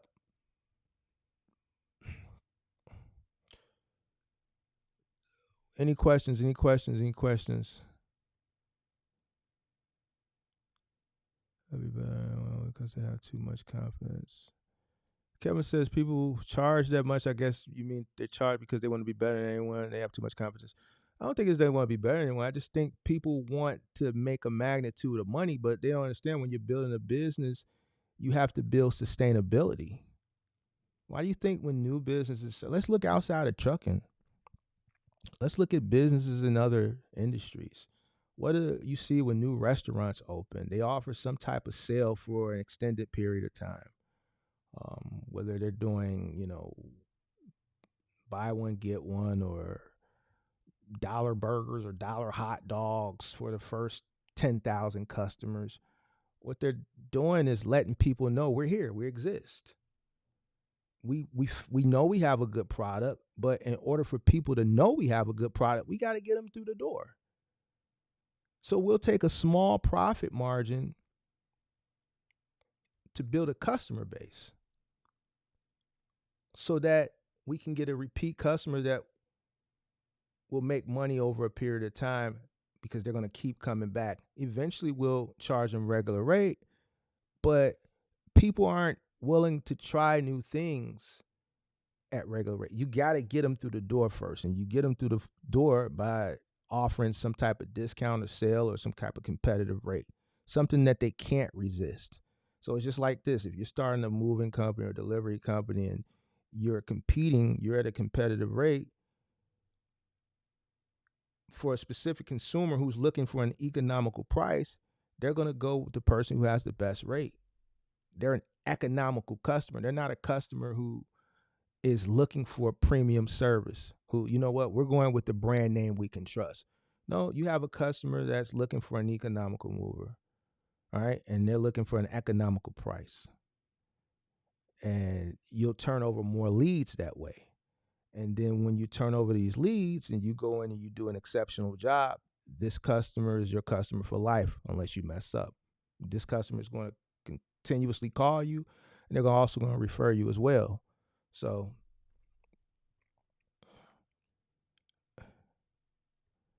what point is good to remove yourself from the truck? I didn't remove myself until the third truck.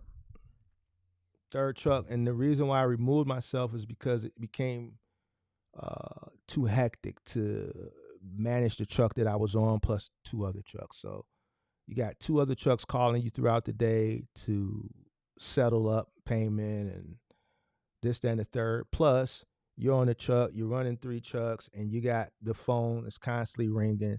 So you got to keep booking jobs, right? So, I'm finding myself, having to hide from a customer, you know what I'm saying? Because I'm on their clock, right? But I'm in the truck, in the back of the truck, acting like I'm packing a truck, and I'm booking another move. And then when the customer's, damn, where's this guy been? It's been 10 minutes, I haven't seen him. And I'm on a 2-man truck, and the guy up there can't really do nothing without me because all the boxes are down. So he's kind of standing around because he can't carry a couch by itself. The customer happens to just wonder, and they see me on the truck on the phone. talking to another customer, booking a move while I'm charging them $85 an hour or whatever the case may be. All right. So once I realized that it was starting to become a conflict for the business because I'm still booking moves while I'm on jobs and then I'm trying to close out the other two trucks, it was time for me to remove myself and just focus on the back end stuff of building the business. And once I did that, it just kind of continued to blossom more exponentially than when I was on a truck because I could focus more on the back end stuff and the marketing aspect of it. But three trucks because now working up to three trucks, there was just enough cash flow coming in that, I could remove myself, replace myself, and still be fine because we got three trucks that are running consistently every single day. I own one truck and subcontract the other two out, but I still have to oversee all the trucks. It's starting to get hectic. What do you do? If you only own one truck, what do you mean subcontract out? Doing what? What is the best way to get in front of customers every day? Just like I said, competitive rates. I don't know what you do. What do you do? Well, let me ask you, what do you do, Julia? What do you do?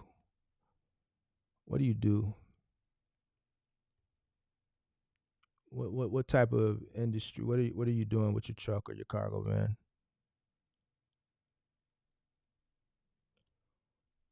You said white glove? Well, white glove, you're not dealing, they're going out. The only reason they're calling you is if they run into an issue. Right? You're not taking payments or anything like that. They're only calling you if they run into an issue. So you get a headset, you get a Bluetooth. You can hit the button and keep working. Get you a Bluetooth that hooks around your ear. That way you can keep working. Not no AirPods, because AirPods are going to fall out your ear. You got to get a Bluetooth that hooks on your ear. And I would stay on the truck. You're not, that's something that they're not calling you all day. They're only calling you when they get an issue. Now, if you were moving, you got three moving trucks, that's different because they're calling you every time it's time to settle up. Plus, you're constantly booking jobs. People are calling you to book future moves. So if you're marketing yourself really, really well, your phone is ringing throughout the day of people calling to book moves and or they're going to your website, requesting a quote, and you're having to constantly hop on the phone and, call those customers to kind of seal the deal before another moving company does. That's different because you're on the phone. You're going to be on the phone throughout the day. With Final Mile, once those trucks get their route and they go out 8, 9, 10, 11, 12 stops, whatever it may be, the only reason they calling you is if they run into an issue. If they don't run into an issue, they're not calling. So it's in another sector, livery. So what you got, like a livery business? What you got, like a cab service or some type of like you transporting people? Are you transporting people? Like, what are you doing? You in a limo? So what? Black car service? So you in a black car service? If you're in a black car service, what market are you in?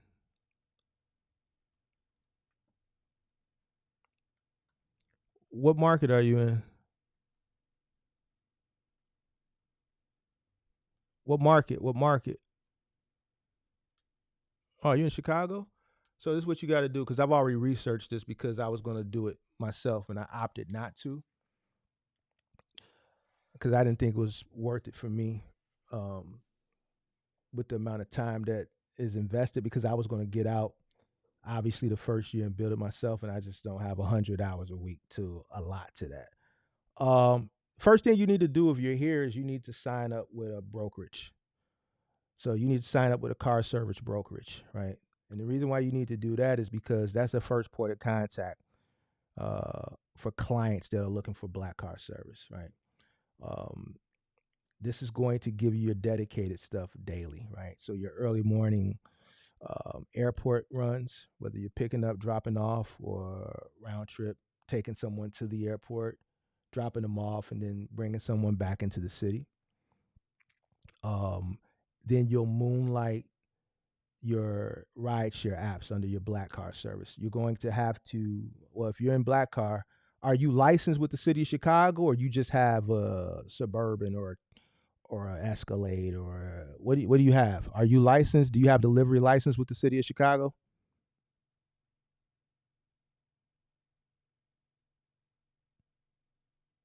And what's the year, make, and model? Because the city of Chicago regulations is your car can't be any older than 5 years old. So I'm assuming you have 2019 or newer.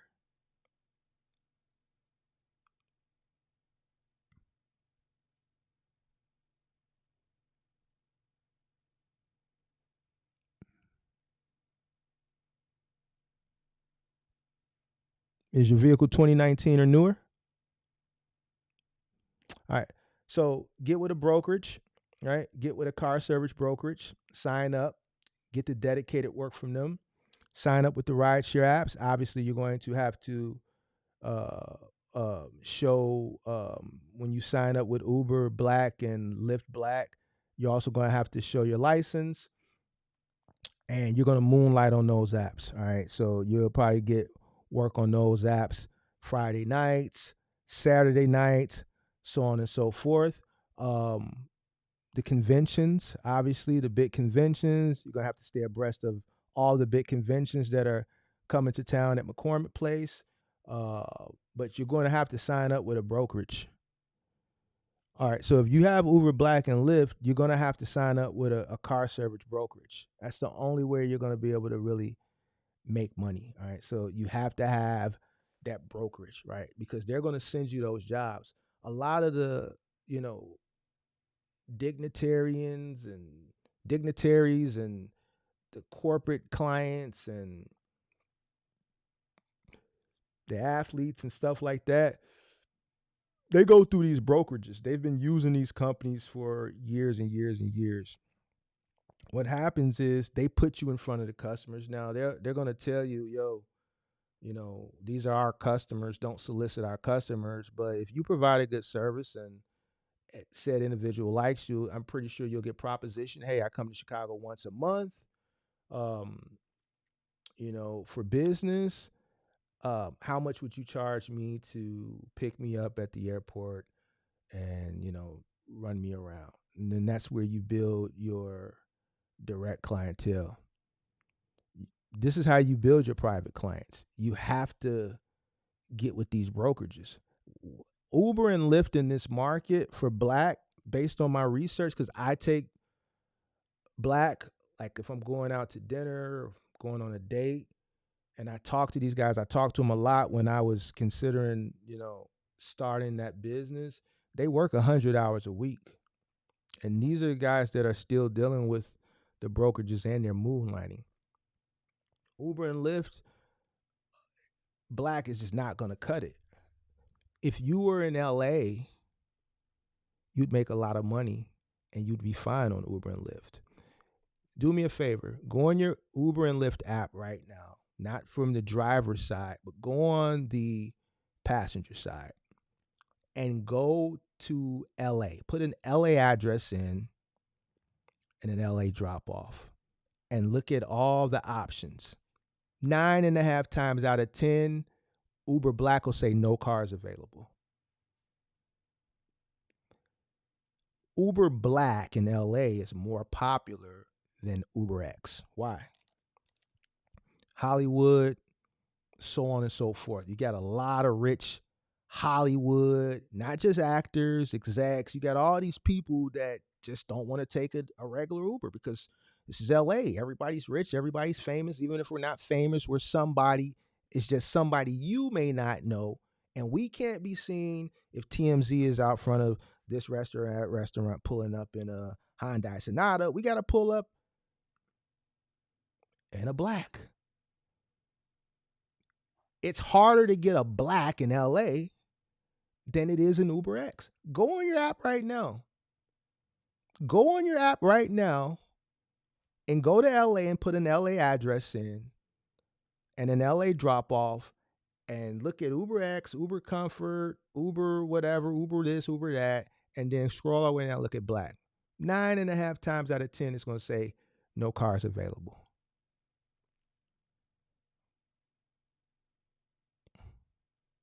It's hard to get an Uber Black in LA because the market. Chicago, Uber Black isn't that popular 7 days a week. Uber Black isn't even that popular on Fridays and Saturday nights.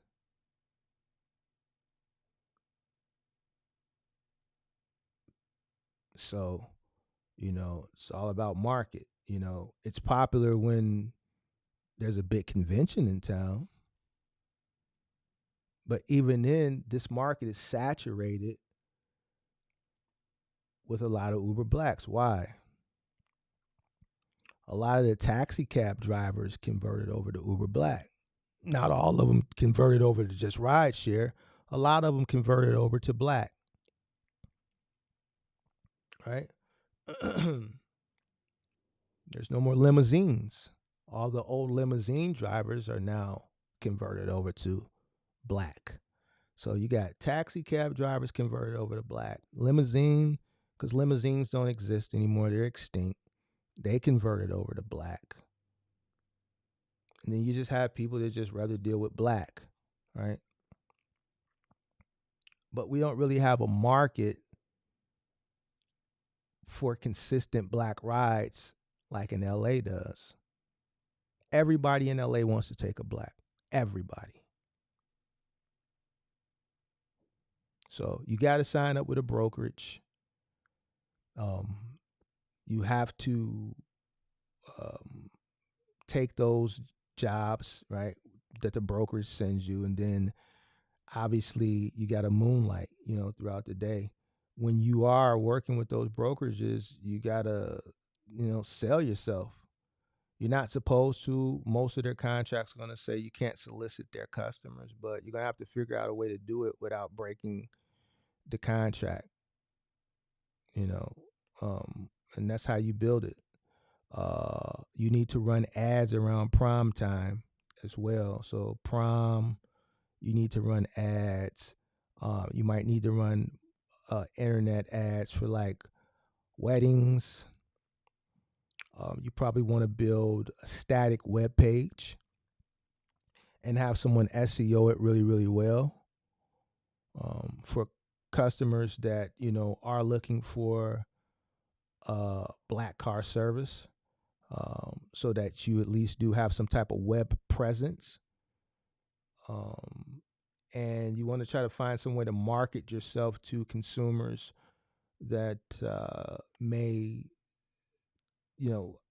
take your car that, you're getting through the brokerage, or when you're moonlighting on the apps, maybe some type of branding, maybe a card or something you can slip in the cup holder or something. They can grab it and go from there. But no, you're going to have to sign up with a car service brokerage firm in this market. It's the only way. You're going to have to get leads through them and give them their cut. The Black car service in this market is a lot of sitting around. It's just a lot of sitting. Even if, would you do door hangers in affluent areas? No. Because even in affluent areas, a person who takes a Black car is a specialty niche customer. Just because they're in Lincoln Park on Orchard right off of Armitage, those people in that area, like in between, let's say, Halsted and Armitage to Armitage and Larrabee, and then from North Avenue, that little area with all those multi-million-dollar 4-story homes, those customers, what I'm saying? But that's just not a neighborhood you're going to walk through and put door hangers either, and, just because a person is in an affluent area doesn't mean they're gonna spend $100 to take them from Lincoln Park to Old Town to go drinking. Like, you believe it or not, those customers will take an Uber X in a minute. So I wouldn't necessarily do door hangers, because a person who takes an Uber Black is a special. I take Uber Blacks, but sometimes I'll take a Uber Comfort too. Like, my girl would be like, why spend $50, $60 to go down the street? So sometimes she'll stop me. Sometimes I just don't want to take the risk of what type of Uber X or Uber Comfort going to pull up in front of my crib. Sometimes these cats don't clean their cars, their seats be nasty, shit like that. So I would definitely get with a brokerage if I were you. I would definitely get with a brokerage. I would definitely create a static web page.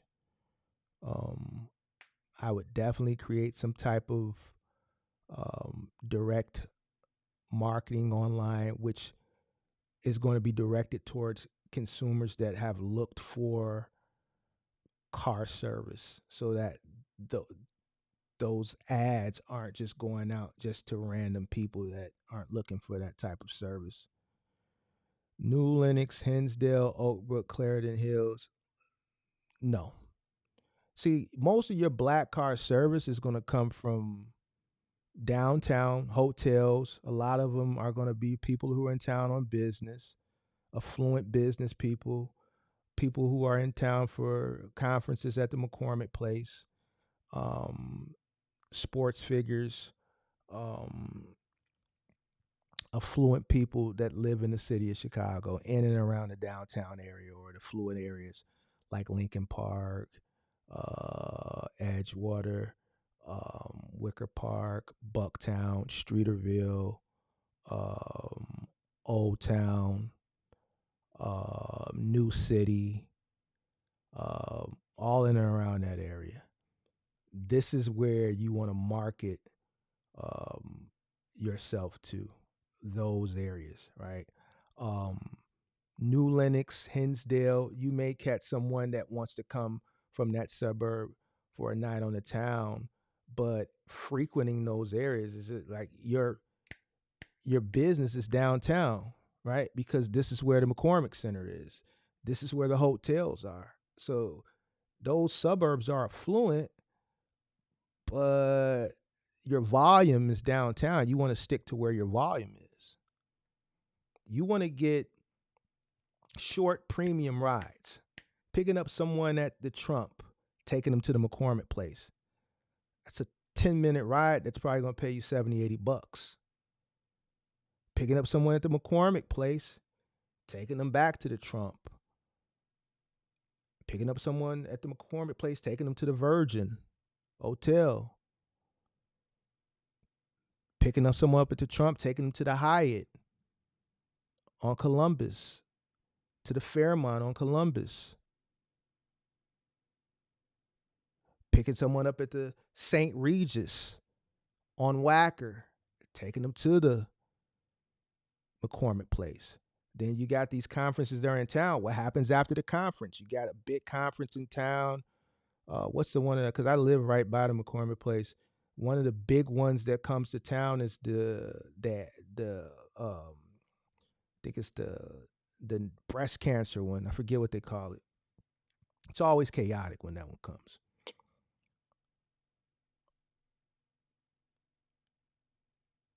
You got all these corporate people that are in town. You're picking them up from the airport. You bring them to your hotel. You're bringing them from the hotel to the McCormick Place. You're picking them from the McCormick Place to their hotel. What happens when there's a 4-day conference in town?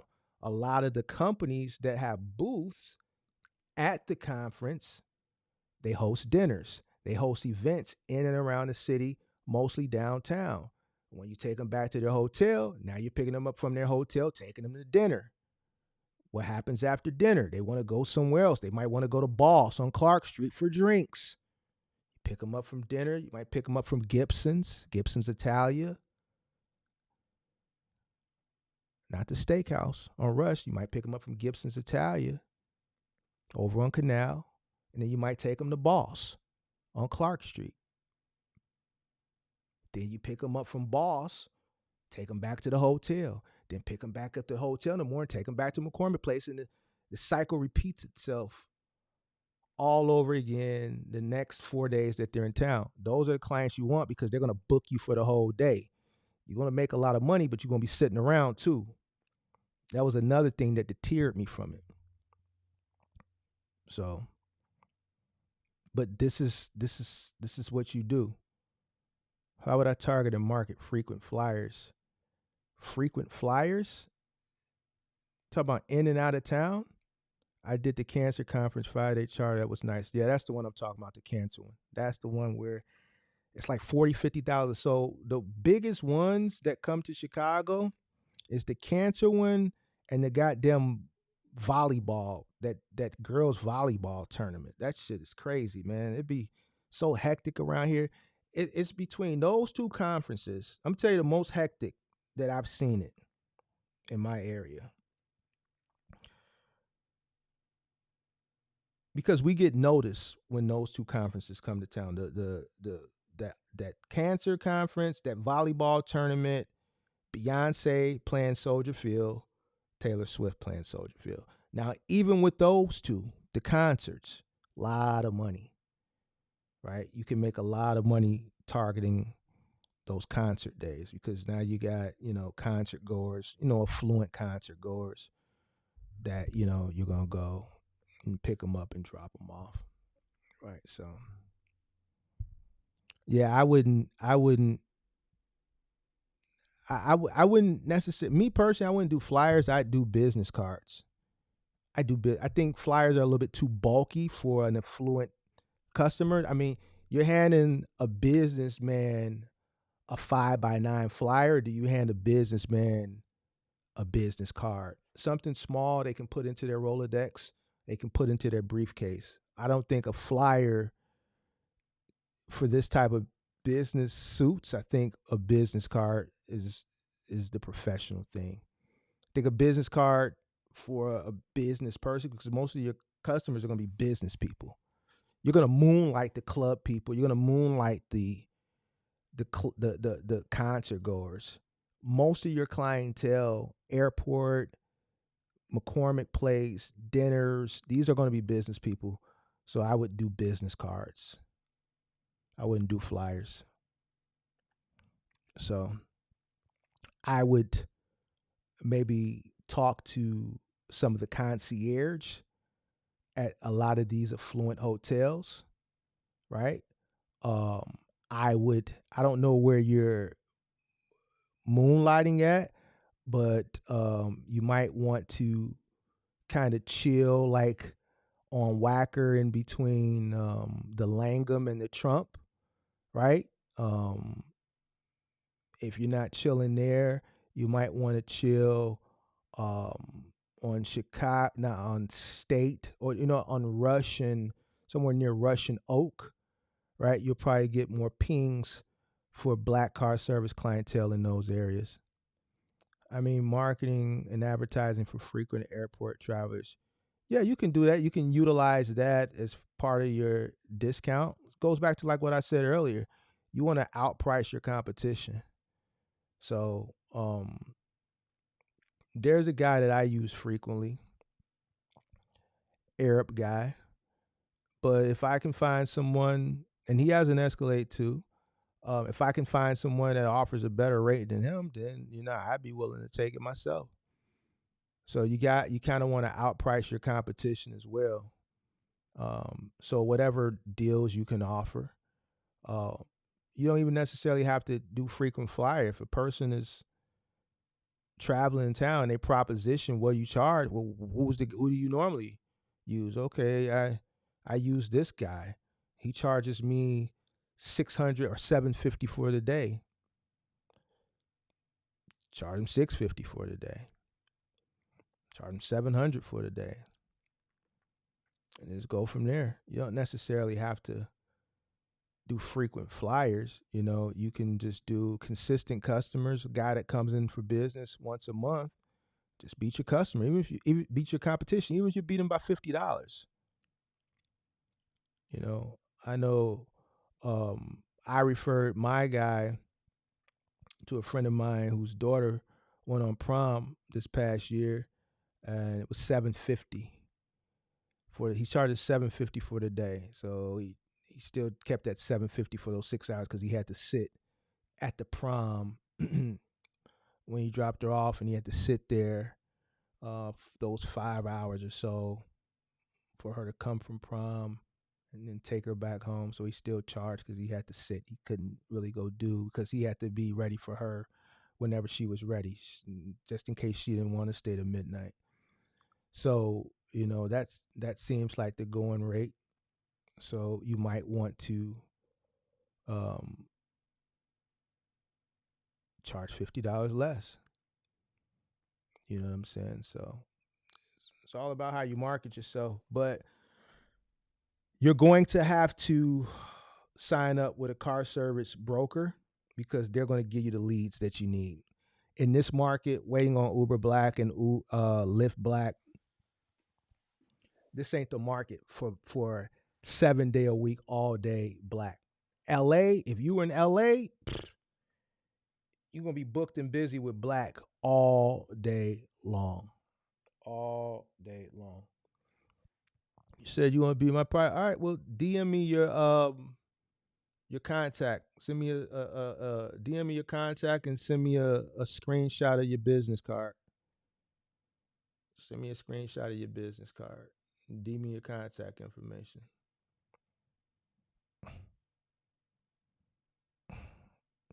DM me your contact information. Send me a screenshot of your business card. All right, any other questions? SD Walk. That's right. When SD Walk came to Chicago, I met him for dinner. I pulled up in a Black. Yeah. I since I'm downtown,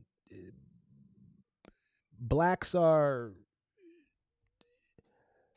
a Black is a 5-10 minute ride for me wherever I'm going. So I pay a little bit more than the minimum because I'm really not going far. So depending on if it's a peak time or not, depends on what I pay. A Black for me averages about $50. So sometimes it's just better to just take a Black than to take some nasty ass Uber X. Because these guys nowadays, I remember when I used to take Ubers like 9 years ago, it's like everybody's car was clean and presentable and neat and smelled good. Man, I didn't got into some over the years. It's like over the years, this is like that shit then got worse and worse and worse. Even like the comfort rides, like, man, these cars are atrocious, bro. Like, vacuum in this joint, man. Spray some air freshener or something. You'll think some of these cats is living in these cars. So, like, it's just better to just take a Black, bro. Just pay the money, take the goddamn Black, and call it a day.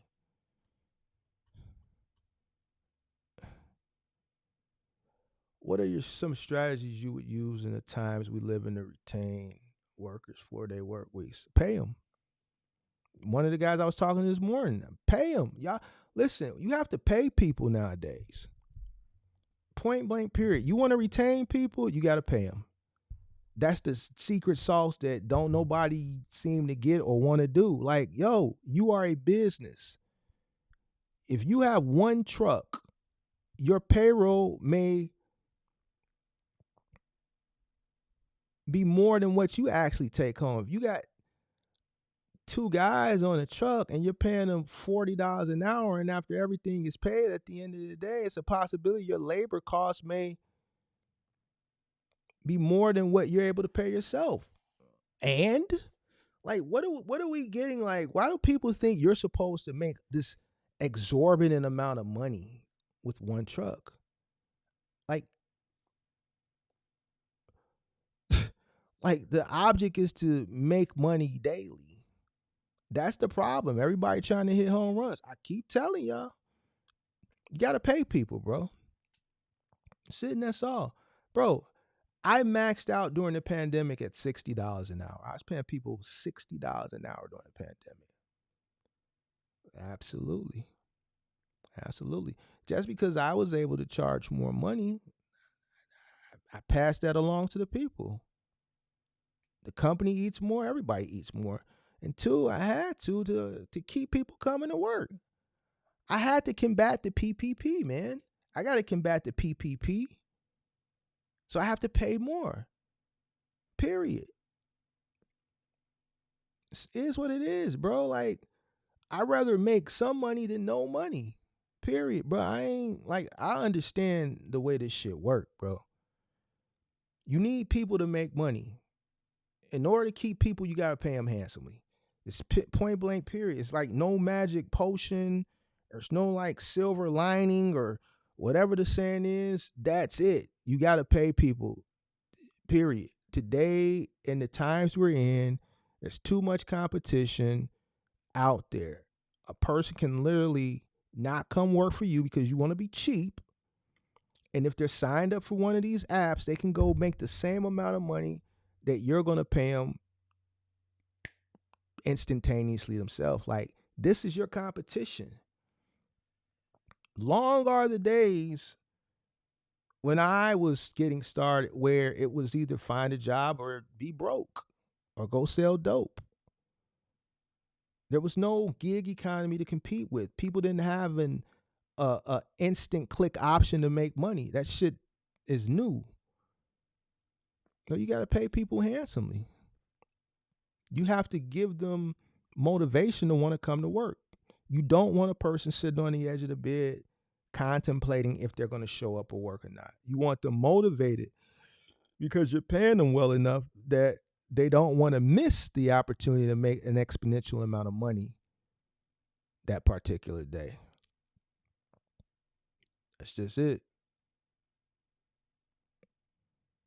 You got to pay them. So it's what are some strategies you use to retain workers for white glove moving people aren't willing to do this work? Pay them. Softer generation, yes. But like I said, I saw it coming. So if paying them is not enough, then I think you're lost. We're lost. I think the retention rate is not gonna be as high as it was once upon a time, right? Because of what you said, the softer generation.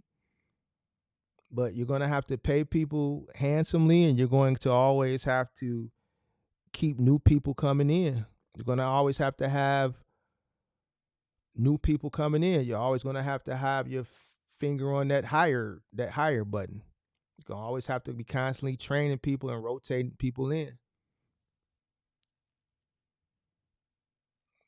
So it's just in the day and age that we're in now.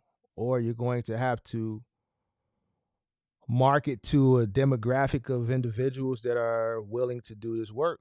But then that demographic, you have to also understand that their time with you is going to be limited as well, because that demographic, without getting specific, once they are able to gain enough knowledge, save up enough money, and stab you in the back, they're going to go off and do their own thing and try to take a percentage of your customers with them.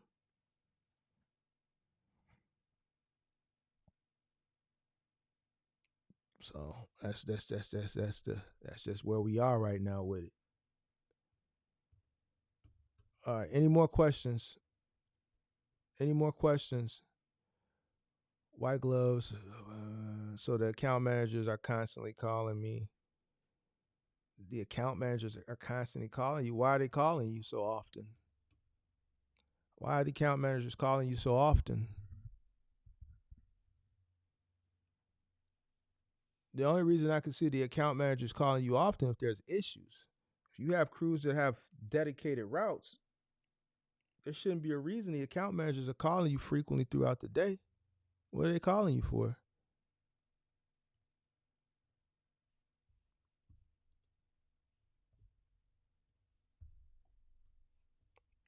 What are they calling you for?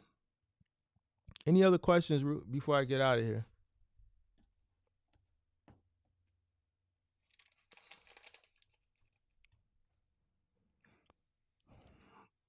I know it's a delay, so I'll give you a few minutes to answer that question. It's like a 10, 20-second delay from when I say things versus when you actually hear it and see it.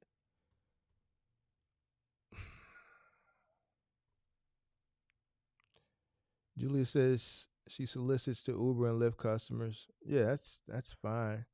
But I guarantee you those brokerages, they're gonna have something in their contract that tell you can't solicit to their customers. All right. So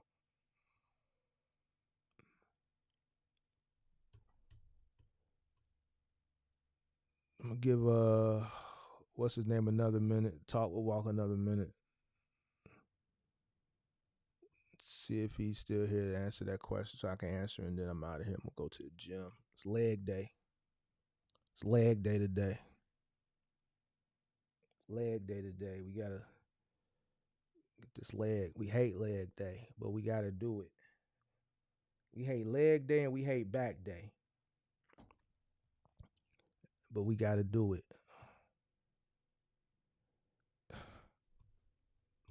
We hate leg day. Just a little stuff like closing out the app or the guys calling about how to problem solve. Some I know what you're gonna say. You gotta train them. Why are they calling the account? Why aren't they calling you first? DD Trucker says, remember last time I kept asking you what do you want to do? Well, what do you want to do then? What do you want to do, DDD? What do you want to do with your life?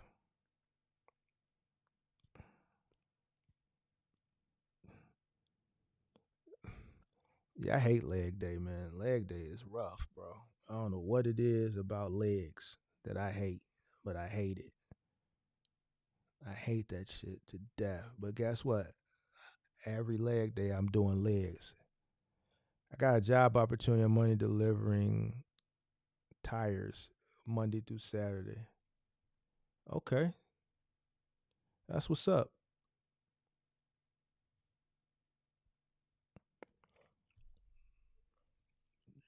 Okay, that's what you want to do. Go for it.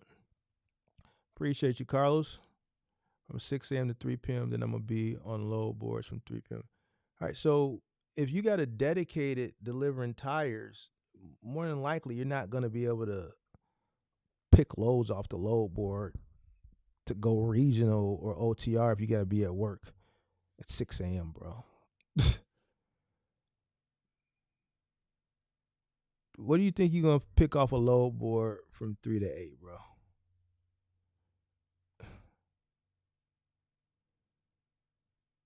What do you think you're gonna get off the load board? What's this dedicated route paying you? What's the dedicated route paying you, sir?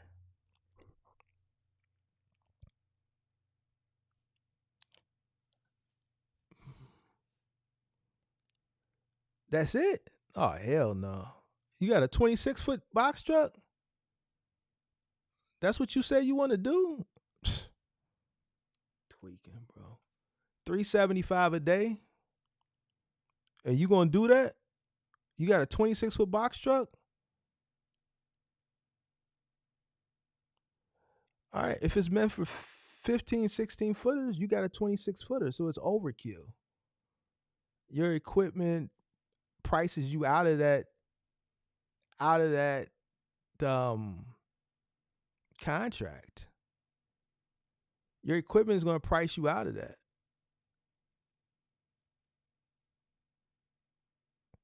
What's the mileage for that?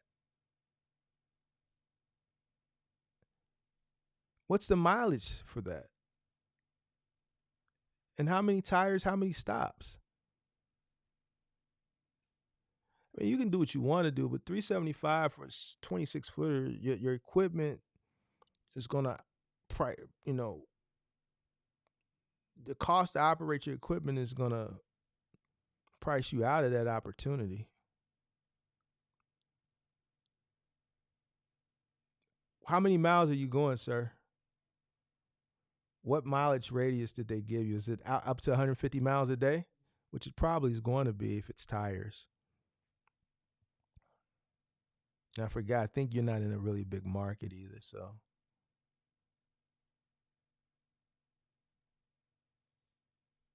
Yeah, I wouldn't. Me personally, 26-foot truck, 375 dedicated. My profit would be around 180. How do you figure that?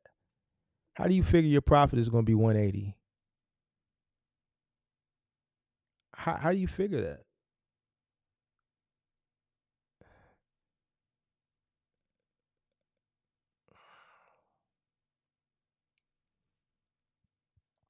How do you figure that, sir?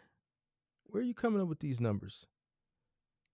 375, you telling me you're going to profit 180?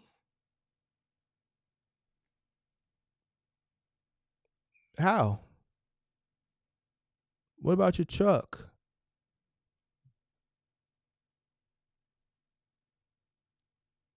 Your insurance is 120 a day? What about the fuel?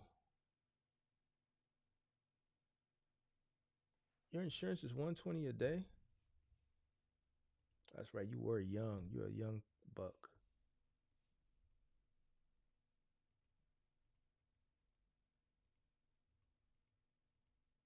You're paying $3,600 a month for insurance?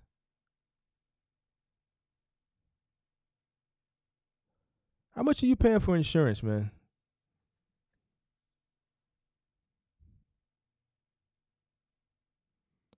I'm finna get out of here, bro. You gonna hit me with this shit right when I'm finna get out of here. Okay, so you saying your insurance is 120 a day? Bro, I ain't got all day to be waiting. Just click the link, bro, so we can get this shit, speed this shit up, because I gotta get out of here. I gotta go to the gym. It's Monday, the gym be packed. You know, all these people want to be on all the equipment and shit like that. I gotta go. Come on, hit the link real quick, bro, so you can explain this shit to me. $2,400 a month. God damn.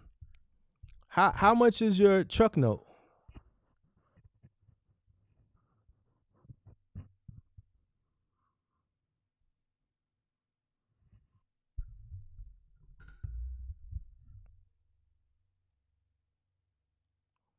All right, well, forget it, bro. I ain't got all day. All right, don't worry about it. Eat. Don't worry about my thoughts then. All right, man. Until next time, everybody, I'm out.